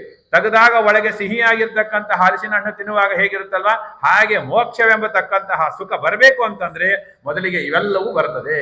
ಇದು ಧನ್ವಂತರಿಯ ಅವತಾರದಿಂದ ಮತ್ತೆ ಮೋಹಿನಿಯ ಅವತಾರದಿಂದ ನಾವು ಕೊಡ್ತಕ್ಕಂಥದ್ದು. ಮನುಷ್ಯ ಇವತ್ತು ಕಲಿಯುಗದಲ್ಲಿ ಎಲ್ಲಿ ಇವನು ದಾರಿ ತಪ್ಪುತ್ತಾನೆ ಅನ್ನೋದನ್ನು ತೋರಿಸ್ತಾ ಇದ್ದಾರೆ. ದೇವತೆಗಳು ಯಾರು ಸಹಿತ ಮೋಹರಾಗಲಿಲ್ಲ ಅಲ್ಲಿ ಆದ್ರು. ಮತ್ತೆ ಅದೇ ರೂಪದಲ್ಲಿ ಮತ್ತೆ ರುದ್ರದೇವರು ಮತ್ತೊಂದು ಮನೋನಿಯಾಮಕ ಯಾರು ಅಂತಂದಾಗ ಆ ಮನೋನಿಯಾಮಕನಿಗೂ ಮನೋನಿಯಾಮಕ ನಾನಾಗಿದ್ದೇನೆ ನೋಡಿ. ಪರೀಕ್ಷಿತ ಮಹಾರಾಜರೇ ಶುಕಾಚಾರ್ಯ ಹೇಳ್ತಾ ಇದ್ದಾರೆ, ರುದ್ರಾಂಶ ಸಂಭೂತರು.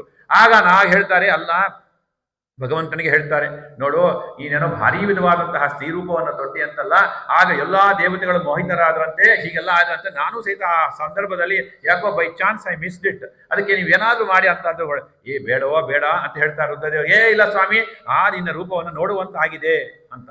ಹಾಗಾಗಿ ಒಂದು ಸಲಿ ನಿಮಗೆಲ್ಲ ಕತೆ ಗೊತ್ತಿದೆ.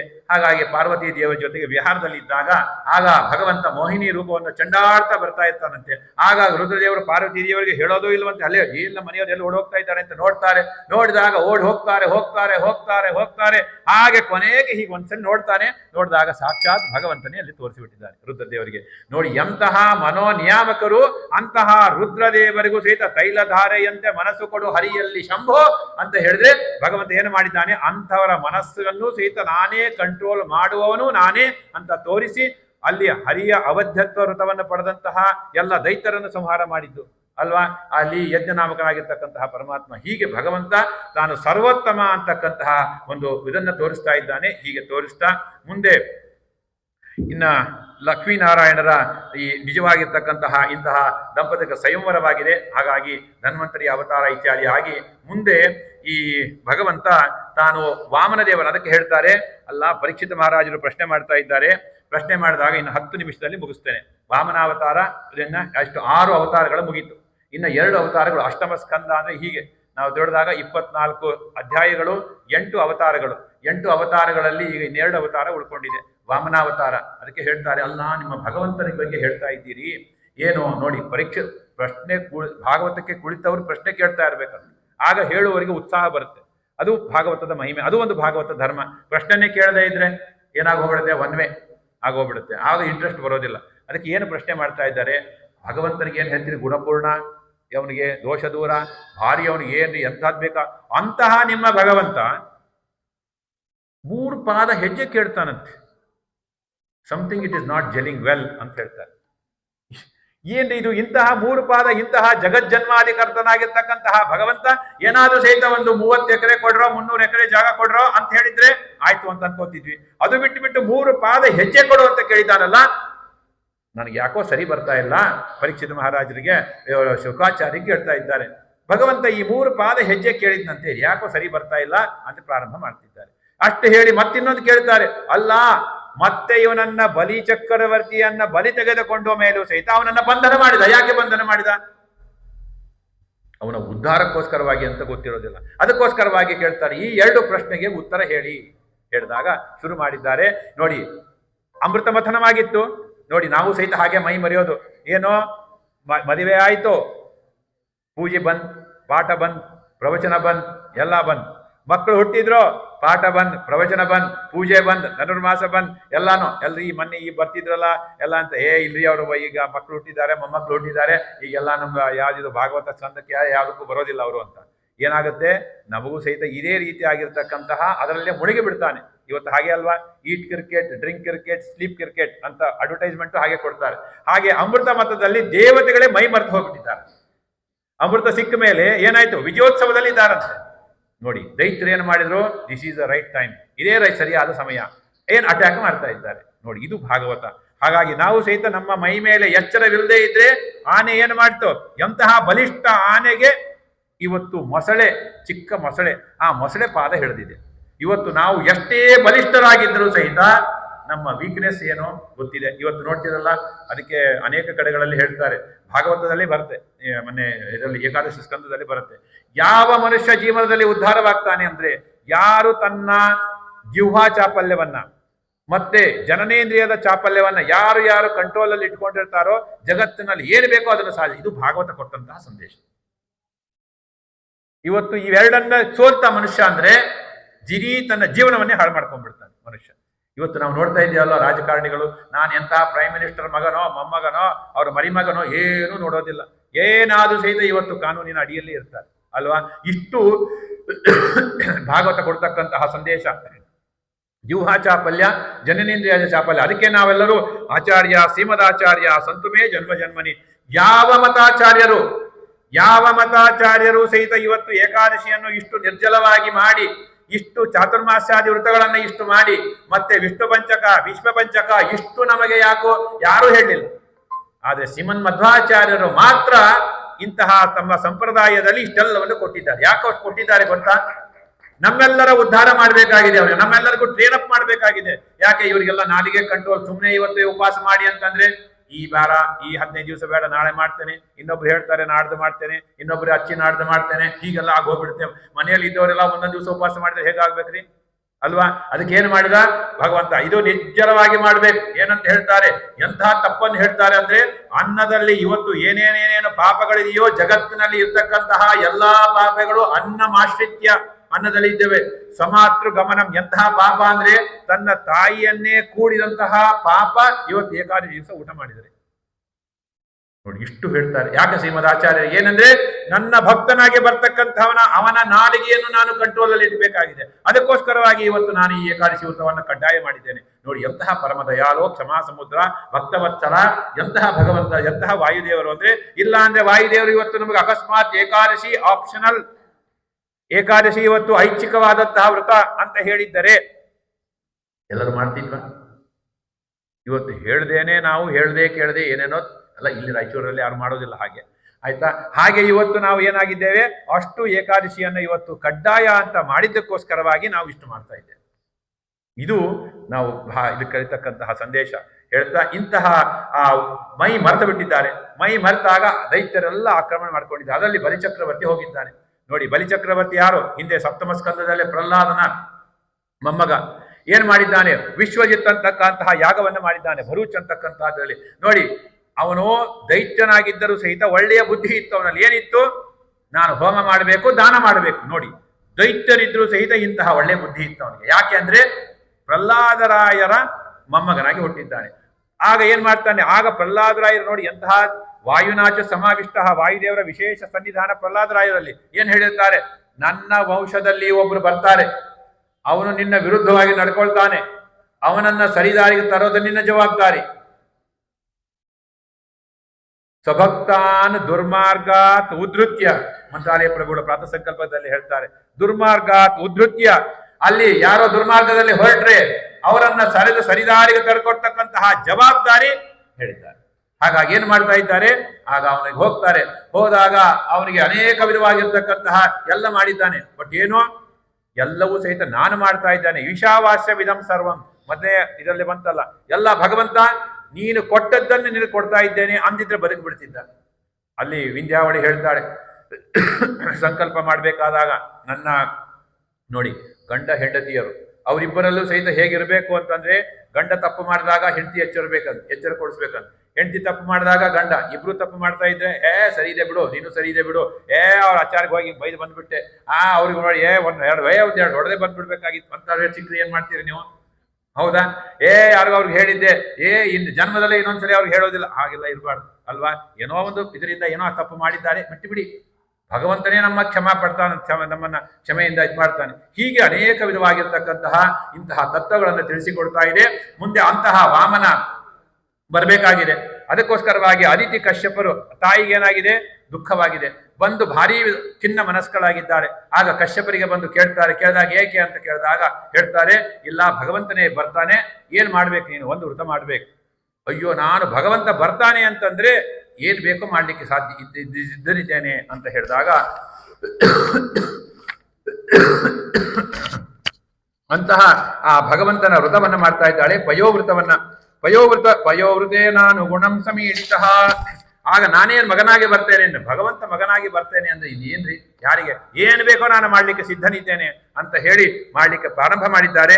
ಪ್ರಾರಂಭ ಮಾಡಿದಾಗ ಆಗ ಭಗವಂತ ವಿಶೇಷವಾಗಿರ್ತಕ್ಕಂತಹ ನೀನು ಪಯೋವೃತ ಮಾಡಬೇಕು, ಅದಕ್ಕೆಲ್ಲ ಹೇಳಿದ್ದಾರೆ. ಫಾಲ್ಗುಣ ಮಾಸದ ಶುಕ್ಲ ಪಕ್ಷದ ಅಲ್ಲಿ ಇದರಿಂದ ಹಿಡಿದು ಪಾಟ್ಯರಿಂದ ಹಿಡಿದು ದ್ವಾದಶಿಯವರೆಗೂ ಮಾಡಿ ಅದನ್ನೆಲ್ಲ ಅನೇಕ ವೃತ್ತಗಳನ್ನು ಹೇಳಿದ್ದಾರೆ. ಇಷ್ಟೆಲ್ಲ ಮಾಡಿದಾಗ ಆಗ ಭಗವಂತ ತಾನೇ ಅಲ್ಲಿ ಬಂದಿದ್ದಾನೆ, ಗರ್ಭದಲ್ಲಿ ಬಂದು ಹೇಗೆ ಅಂತಃಸುರಸ್ಯ ಸ್ವರೂಪ ಇದರಲ್ಲಿ ಹೇಳಿದಾಗ ಭಗವಂತ ಚಕ್ರ ಗದಾದ್ಯುದಾಯುಧಂ ಸೀವತ್ಸರಕ್ಷ್ಮಂ ಕಲಶೋಭಿ ಕೌಸ್ತುಭಂ ಪೀತಾಂಬರಂ ಸಾಂದ್ರ ಪಯೋಧ ಸೌಭಗಂ ಅಂತ ಹೇಗೆ ಶಂಖಚಕ್ರ ಗದಾಧಾರಿಯಾಗಿ ಹೇಗೆ ಕೃಷ್ಣ ಬಂದನೋ ಹಾಗೆ ವಾಮನನು ಸಹಿತ ಹೇಗೆ ಬಂದಿದ್ದಾನೆ ಅಂತಂದ್ರೆ ಅಜಿನ ದಂಡ ಕಮಂಡ ಉಮೇ ಕಿಲ ಋಷಿರ ಪಾವನ ವಾಮನ ಮೂರ್ತಯೇ ವಿತಜ್ಜಗತ್ರಿತಾಯ ಜಿತಾರಯೇ ವಾಮನ ನಿಗಮ ವಾಕ್ಪಟವೇ ನಮೋ ನಮಃ ಅಂತ ಹೇಳಿ ವಾಮನ ಬಂದಿದ್ದಾನೆ.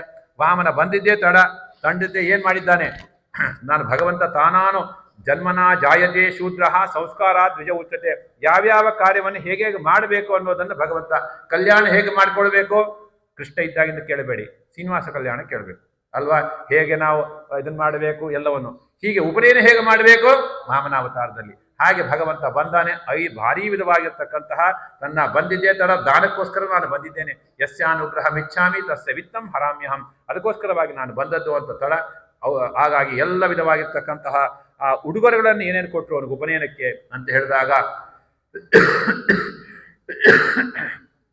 ಜಪಮಣಿಯನ್ನು ಕೊಡ್ತಾ ಇದ್ದಾರೆ, ಕಮಂಡಲವನ್ನು ಕೊಡ್ತಾ ಇದ್ದಾರೆ, ಪುಸ್ತಕವನ್ನು ಕೊಡ್ತಾ ಇದ್ದಾರೆ, ಕೃಷ್ಣಾಜನವನ್ನು ಕೊಡ್ತಾ ಇದ್ದಾರೆ. ನೋಡಿ ಇವತ್ತು ನಾವು ಮಕ್ಕಳಿಗೆ ಏನೇನನ್ನು ಕೊಡ್ತಾ ಇರ್ತೇವೆ, ಹಾಗೆಲ್ಲ ಇಲ್ಲ. ಭಾಗವತ ನೋಡಿ ಏನು ಕೇಳ್ತಾ ಇದೆ ಅಂದ್ರೆ ಪ್ರೆಸೆಂಟೇಶನ್ ಏನು ಕೊಡಬೇಕು ಅಂತಂದ್ರೆ ಭಾಗವತವನ್ನು ಓದಿ. ಅಷ್ಟಮ ಸ್ಕಂದದಲ್ಲಿ ಎಲ್ಲ ಹೇಳ್ತಾರೆ, ಸಮಯ ಇಲ್ಲ. 21 ದೇವತೆಗಳು ಎಲ್ಲ ಕೊಡ್ತಾಳೆ. ತಾಯಿಯಾದವಳು ಏನು ಕೊಡ್ತಾಳೆ, ಇದು ವಿಶೇಷ ಸಂಗತಿ, ಎಲ್ಲ ಕೇಳಬೇಕು. ತಾಯಿಯಾದವಳು ಕೌಪಿನ ಕೊಡ್ತಾಳಂತೆ. ಯಾಕೆ, ಮಕ್ಕಳಿಗೆ ಹೇಗೆ ಶೀಲವನ್ನು ಕಾಪಾಡ್ಕೋಬೇಕು, ನಿಮ್ಮ ಕಚ್ಚೆ ಹೇಗೆ ಭದ್ರವಾಗಿರಬೇಕು ಅನ್ನೋದನ್ನು ತಿಳಿಸಿಕೊಡ್ತಾಳೆ ತಾಯಿಯಾದವಳು. ಅದಕ್ಕೋಸ್ಕರವಾಗಿ ಕೌಪಿನವನ್ನ ಕೊಟ್ಟರು. ಅನ್ನಪೂರ್ಣೇಶ್ವರಿ ಹೇಳ್ತಾಳಂತೆ, ಮಾತೃಭಿಕ್ಷೆ ಹಾಕ್ತಾಳಂತೆ. ನೋಡಿ ಇದೆಲ್ಲವೂ ಸಂದೇಶಗಳು. ಹೀಗೆ ಇದನ್ನೆಲ್ಲ ಕೇಳ್ತಾ ಇದ್ರೆ ನಿಮಗೆ ಒಂದೊಂದು ದಿವಸವೇ ಬೇಕಾಗತ್ತೆ. ಹಾಗಾಗಿ ಇಷ್ಟೆಲ್ಲ ಒಂದೊಂದು ಇದರಿಂದ ಸಂದೇಶ. ಕಥೆ ನಿಮಗೆ ಗೊತ್ತಿದೆ, ಹಾಗಾಗಿ ನಾನು ಕಥೆ ಹೇಳಿ ನಿಮ್ಮನ್ನ ಇದನ್ನ ಮಾಡೋದಿಲ್ಲ. ಅಲ್ಲಿ ಯಾಕೆ ಅಂತಂದ್ರೆ ಇಡೀ ಸಮಸ್ತ ಜಗತ್ತಿಗೆ ನನ್ನನ್ನು ಇವತ್ತು ಅನ್ನಪೂರ್ಣೇಶ್ವರಿ ಅಂತ ಹೇಳ್ತಾ ಇದ್ದಾರೆ.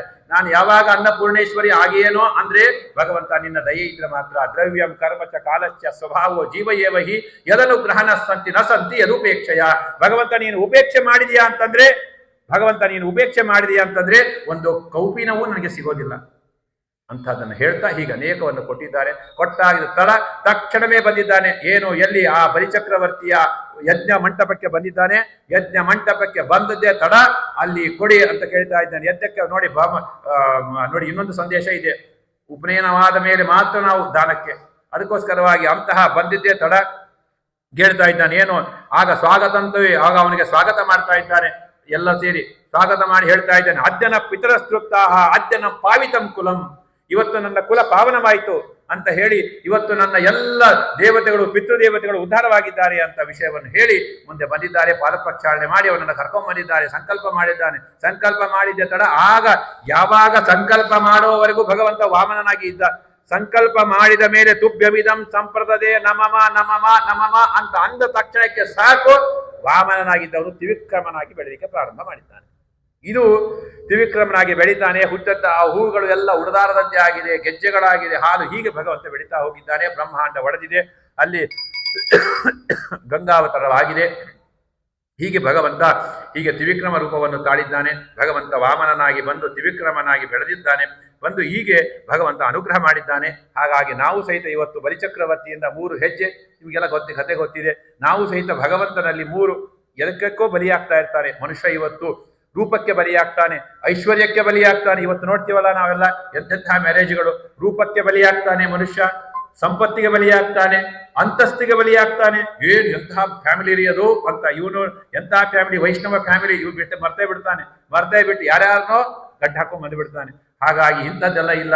ಹಾಗಾಗಿ ಭಗವಂತ ಹೇಳ್ತಾನೆ, ನಾವು ಯಾವುದಕ್ಕೆ ಬಲಿಯಾಗಬೇಕು ಭಗವಂತನಿಗೆ ಅಂದ್ರೆ ಭಗವಂತನ ಜ್ಞಾನಕ್ಕೆ, ಭಗವಂತನ ಭಕ್ತಿಗೆ ಬಲಿಯಾಗಬೇಕು, ಭಗವಂತನ ಅನ್ಯ ವಿಷಯಗಳಲ್ಲಿ ವಿರಕ್ತಿಗೆ ಬಲಿಯಾಗಬೇಕೆ ಹೊರತು ನಾವು ಯಾವುದೇ ಸಹಿತ ಇಂತಹ ಕ್ಷುಲ್ಲಕ ವಿಷಯಗಳಿಗೆ ಬಲಿಯಾಗಕೂಡದು ಅನ್ನುವ ವಿಷಯವನ್ನು ತಿಳಿದು ಮುಂದೆ ಭಗವಂತ ಅವನನ್ನ ಬಲಿಯನ್ನು ತುಳಿದ. ಭಗವಂತ ಯಾವತ್ತೂ ತುಳಿಯೋದಿಲ್ಲ, ನಮ್ಮನ್ನ ಉದ್ಧಾರ ಮಾಡ್ತಾನೆ. ಏನ್ ಮಾಡ್ತಾ ಇದ್ದಾನೆ ಭಗವಂತ? ಅವನಿಗೆ ಏನು ಕೊಟ್ಟಿದ್ದನೋ ಅದಕ್ಕೆ ಪ್ರತಿಯಾದ ರೂಪವಾಗಿ ಕೆರೆಯ ನೀರನ್ನು ಕೆರೆಗೆ ಚೆಲ್ಲಿ ವರವ ಪಡೆದವರಂತೆ ಕಾಣಿರೋ, ಮತ್ತೆ ಅವನನ್ನ ಪಾತಾಳ ಲೋಕದಲ್ಲಿ ಅವನನ್ನ ಕೆಳಗಡೆ ಕರ್ಕೊಂಡು ಹೋಗಿ ಅದೇ ವಿಧವಾಗಿರ್ತಕ್ಕಂತಹ ಸಂಪತ್ತನ್ನ ಅಲ್ಲಿ ನಿರ್ಮಾಣ ಮಾಡಿದ್ದಾನೆ. ನೋಡಿ, ಭಗವಂತ ಇವನ ಕಡೆಯಿಂದ ಕಸಗೊಂಡ ಇಲ್ಲ, ಕೊಡ್ತಾ ಇದ್ದಾನೆ. ಭಗವಂತ ಕೊಟ್ಟು ವಿತ್ ಸೆಕ್ಯೂರಿಟಿ ಕೊಡ್ತಾ ಇದ್ದಾನೆ. ನಿಮ್ಗೆ ಯಾರೋ ಇವತ್ತು 10 ಕೋಟಿ ರೂಪಾಯಿ ಕೊಟ್ಟರು, 10 ಕೋಟಿ ರೂಪಾಯಿ ವಿತ್ ಸೆಕ್ಯೂರಿಟಿ ಕೊಟ್ಟಿದ್ದಾನೆ. ಹೀಗೆ ಸೆಕ್ಯೂರಿಟಿ ಕೊಟ್ಟು ಭಗವಂತ ಈ ರೀತಿಯಾಗಿ ಅನುಗ್ರಹ ಮಾಡಿದ್ದಾನೆ. ಇದು ಬಲಿಚಕ್ರವರ್ತಿಯ ಮೇಲೆ ಭಗವಂತ ನೋಡಿತಕ್ಕಂತಹ, ನಮಗೂ ಸಹಿತ ಇವತ್ತು ನಾವು ಏನೋ ಕೊಟ್ಟಿವಿ ಅಂತಂದ್ರೆ ಭಗವಂತ ಅದನ್ನ ಅನಂತ ಮಡಿ ಮಾಡಿ ಕೊಡ್ತಾನೆ ಅನ್ನುವಂತಹ ಸಂದೇಶ ವಾಮನಾವತಾರ. ಮುಂದೆ ಇದೇ ರೀತಿಯಾಗಿರ್ತಕ್ಕಂಥದ್ದೇ ಮತ್ಸ್ಯಾವತಾರ. ಅಲ್ಲಿ ಮತ್ಸ್ಯಾವತಾರದಲ್ಲೂ ಸಹಿತ ಮುಂದೆ 8ನೇ 7ನೇ ಮನ್ವಂತರದಲ್ಲಿ ಸತ್ಯವೃತ ಅಂತಕ್ಕಂಥ ರಾಜ ಯಾವ್ದು ಋತಮಾಲ ಅಂತಕ್ಕಂತಹ ನದಿಯಲ್ಲಿ ಹೋಗಿರ್ತಾನೆ. ಹೋದಾಗ ಆ ಕಮಂಡುವಿನಲ್ಲಿ ಒಂದು ಮೀನು ಸಿಗ್ತದೆ. ಆ ಮೀನು ಸಿಕ್ಕಾಗ ನನ್ನನ್ನು ತೋಡ್ ಹೋಗು, ಇದು ಬಿಡಬೇಡ ಅಂತ ಹೇಳ್ತಾನೆ. ಅವಕಾಶ ಕೊಡ್ತಾನೆ. ಅವಕಾಶ ಕೊಟ್ಟರೆ ಅದು ಬಿಡುತ್ತದೆ. ಹಂಡೆ, ದೊಡ್ಡ ಹಂಡೆ, ಇಷ್ಟು ಹಂಡೆ ಆಗ್ತಾ ಹೋಗ್ತದೆ. ಹಾಗಾಗಿ ಇದರಿಂದನೂ ಒಂದು ಸಂದೇಶ ಇದೆ. ಇವನೇ ಮುಂದೆ ಮನ್ವಂತರದ ಅಧಿಪತಿ ಆಗ್ತಾನೆ ಅನ್ನುವುದಂತನ್ನ, ವೈವಸ್ವತ ಮನ್ವಂತರಕ್ಕೆ ಇವನೇ ಮನ್ವಂತರ ಅಧಿಪತಿ ಆಗ್ತಾನೆ. ನೋಡಿ, ಒಟ್ಟು 7 ಮನ್ವಂತರಗಳು 8ನೇ ಅಧ್ಯಾಯದಲ್ಲಿ ಬರ್ತಕ್ಕಂಥದ್ದು. ಹೀಗೆ ಆ ಸತ್ಯವೃತ ಅಂತಕ್ಕಂಥವರು ನಮ್ಮಲ್ಲಿಯೂ ಇರ್ತಕ್ಕಂತಹ ಇದರಿಂದ ಸಂದೇಶ ಏನು ಅಂದ್ರೆ, ನಾನು ಮತ್ಸ್ಯ ಅಲ್ಲ, ನಾನು ಸಾಕ್ಷಾತ್ ಭಗವಂತ ಅಂತ ಹೇಳಿ ಮತ್ಸ್ಯಾವತಾರವನ್ನು ಭಗವಂತ ತೋರಿಸಿದ್ದಾನೆ. ತೋರಿಸಿ ನಮ್ಮಲ್ಲಿಯೂ ಇರ್ತಕ್ಕಂತಹ ಭಗವಂತನ ಪ್ರಜ್ಞೆ ಸ್ವಲ್ಪ ಇರುತ್ತಂತೆ. ಸ್ವಲ್ಪ ಇದ್ದದ್ದನ್ನು ನಾವೇನು ಮಾಡ್ತಾ ಹೋಗ್ಬೇಕು? ಬೆಳೆಸ್ತಾ ಹೋಗ್ಬೇಕು. ಅವಕಾಶ ಕೊಡ್ಬೇಕು ನಾವು. ಇವತ್ತು ಮಕ್ಕಳಲ್ಲಿ ಚಿಕ್ಕದಾಗಿರುತ್ತದೆ, ಹಾಗೆ ನಾವು ಸಹಿತ ನಮ್ಮಲ್ಲಿ ಇರ್ತಕ್ಕಂತಹ ಭಗವಂತನ ಪ್ರಜ್ಞೆಯನ್ನ ಚೂರು ಬೆಳೆಸ್ತಾ ಹೋದಂತೆ ಆಗ ಭಗವಂತನ ಅನುಗ್ರಹವಾಗತ್ತೆ. ಅದಕ್ಕೇನೆ ವಾಯುದೇವರು ಏನಂತ ಕೇಳ್ತಾರೆ ಮಹಾಭಾರತ ತತ್ವನಿರ್ಣಯದಲ್ಲಿ, ಏನಂತಂದ್ರೆ ಪ್ರವರ್ಧತಾಂ ಭಕ್ತಿರಂ ಕ್ಷಣೇ ಕ್ಷಣೇ ಅಂತ ಕೇಳ್ತಾರೆ. ಈಗ ಇಂತಹ ಶ್ರೀಮದ್ ಭಾಗವತದ ಒಟ್ಟು 8 ಅವತಾರಗಳನ್ನ ಏನೇನು ನೋಡಿದ್ದೇವೆ ನೀವು ಹೇಳಬೇಕು. ಯಜ್ಞನಾಮಕರಾಗಿರ್ತಕ್ಕಂತಹ ಅವತಾರ, ಮತ್ತೆ ಯಾರು ತಾಪಸ, ಅಲ್ಲಿ ಅಜಿತ ನಾಮಕನಾಗಿರ್ತಕ್ಕಂತಹ ಪರಮಾತ್ಮ ಅವತಾರ, ಆಮೇಲೆ ಕೂರ್ಮಾವತಾರ, ಆಮೇಲೆ ಅಜಿತ, ಆಮೇಲೆ ಧನ್ವಂತರಿ, ಆಮೇಲೆ ಮೋಹಿನಿ, ಆಮೇಲೆ ವಾಮನ, ಆಮೇಲೆ ಮತ್ಸ್ಯಾವತಾರ. ಒಟ್ಟು ಇಷ್ಟು 8 ಅವತಾರಗಳನ್ನು ಹೊಂದಿರತಕ್ಕಂಥದ್ದು. ಹಾಗಾಗಿ ನಾನು ಕತೆ ಜಾಸ್ತಿ ಹೇಳ್ದೇನೆ, ಅಲ್ಲಿ ಬರ್ತಕ್ಕಂತಹ ಸಂದೇಶಗಳ ಬಗ್ಗೆ ಮಾತ್ರ ಕೊಟ್ಟು, ಹೀಗೆ ಇಂತಹ ವಿಶೇಷವಾಗಿರ್ತಕ್ಕಂತಹ ವೈಕುಂಠ ಏಕಾದಶಿಯ ದಿವಸ ನಮ್ಮೆಲ್ಲರಿಗೂ ಸಹಿತ ಇಂತಹ ಉತ್ತಮ ಅವಕಾಶವನ್ನು ಕೊಟ್ಟು ಎಲ್ಲರಿಗೂ ಜ್ಞಾನ ಪ್ರಸಾರವಾಗುವಂತೆ ಶ್ರೀಮದ್ ಭಾಗವತವನ್ನ ನಮ್ಗೆ ಹೇಳಲಿಕ್ಕೆ ಅಷ್ಟು ಇದನ್ನು ಇಲ್ಲ, ಆದರೆ ಅಂತಹ ಎಲ್ಲ ವಿಧವಾಗಿರ್ತಕ್ಕಂತಹ ಗುರುಗಳ ಅನುಗ್ರಹದಿಂದ ಇವತ್ತು ಏನು ನಡೀತಾ ಇದೆ, ಇಂತಹ ವಿಶೇಷವಾಗಿರ್ತಕ್ಕಂತಹ ಭಾಗವತದ ಜ್ಞಾನ ಸತ್ರ, ಅಲ್ಲಿ ಗಂಗಾ ಯಮುನಾ ಗೋದಾವರಿ ನದಿಗಳು ಬಂದು ನಿಲ್ತಾವೆ. ಅಂತಹ ಶ್ರೀಮದ್ ಭಾಗವತದ ಏನು ನಡೀತಾ ಇದೆ ಸತ್ರ, ಇದು ವಿಶೇಷವಾಗಿರ್ತಕ್ಕಂತಹ ಒಂದು ಉಪಕ್ರಮ ಅಂತ ಹೇಳ್ತಾ, ಇಂತಹ ಜೋಡು ವೀರಾಂಜನೇಯ ಮತ್ತೆ ಅನೇಕ ಭಜನಾ ಮಂಡಳಿಗಳು ಸೇರಿಸಿ ಏನು ಮಾಡ್ತಾ ಇದ್ದೀರಿ, ಇದು ವಿಶೇಷವಾಗಿ ಭಾಗವತ ಪ್ರತಿಪಾದ್ಯನಾಗಿರ್ತಕ್ಕಂತಹ ವೇದವ್ಯಾಸ ದೇವರಿಗೆ ವಿಶೇಷವಾಗಿ ಪ್ರೀತರಾಗ್ತಕ್ಕಂಥದ್ದಾಗಲಿ. ಅದು ಪ್ರಹ್ಲಾದರಾಯರ ಕ್ಷೇತ್ರದಲ್ಲಿ ವಾಮನನ ಚರಿತ್ರೆ ಇನ್ನೊಂದು ವಿಶೇಷ. ಪ್ರಹ್ಲಾದರಾಯರ ಸನ್ನಿಧಾನದಲ್ಲಿ ಇದು ಅಲ್ಲಿಂದ ಒಂದು ಗಂಟೆ ಇದರಲ್ಲಿ ಇದೆ. ಹಾಗಾಗಿ ಅಂತಹ ಆ ವಾಮನ ದೇವರ ಚರಿತ್ರೆ ಇತ್ಯಾದಿಗಳನ್ನು ಕೇಳಿದ್ದೇವೆ. ಅದೆಲ್ಲವನ್ನೂ ಸಹಿತ ಏನಾದರೂ 4 ಅಕ್ಷರಗಳನ್ನು ಒಳ್ಳೆಯದನ್ನು ಹೇಳಿದರೆ ಅದೆಲ್ಲವೂ ಸಹಿತ ನಮ್ಮ ಗುರುಗಳಿಗೆ ಸಂಬಂಧಿಸಿದ್ದು ಅಂತ ಹೇಳ್ತಾ, ಮತ್ತೆ ಏನಾದರೂ ಹೇಳಿದರೆ ಅದೆಲ್ಲವೂ ಸಹಿತ ನನ್ನದು ಅಂತ ಹೇಳ್ತಾ, ಇದೆಲ್ಲವನ್ನು ಗುರುಗಳ ಅಂತರ್ಯಾಮಿಯಾಗಿರ್ತಕ್ಕಂತಹ ಅನುಭವ್ಯಮ ಮಧ್ವಾಂತರ್ಗತ ರಾಮಕೃಷ್ಣ ವೇದವ್ಯಾಸಾತ್ಮಕ ಸೀತಾಪತಿ ಶ್ರೀಮನ್ ಮುಲರಾಮಚಂದ್ರಾಭಿನ್ನ ಇವತ್ತಿನ ವೈಕುಂಠ ಏಕಾದಶಿಯ ಆ ತಿರುಪತಿಯ ಬ್ರಹ್ಮಾಂಡದ ದೇವ ಒಡೆಯ ಆ ಸಪ್ತಗಿರಿ ವಾಸ ಆ ಶ್ರೀನಿವಾಸ ದೇವರಲ್ಲಿ ಸಮರ್ಪಣೆ ಮಾಡೋಣ. ಕೃಷ್ಣಾರ್ಪಣಮಸ್ತು. ಹರಯೇ ನಮಃ. ಸರ್ವೇಂದ್ರಿಯ ಪ್ರೇರಕೇನ ಶ್ರೀ ಪ್ರಾಣ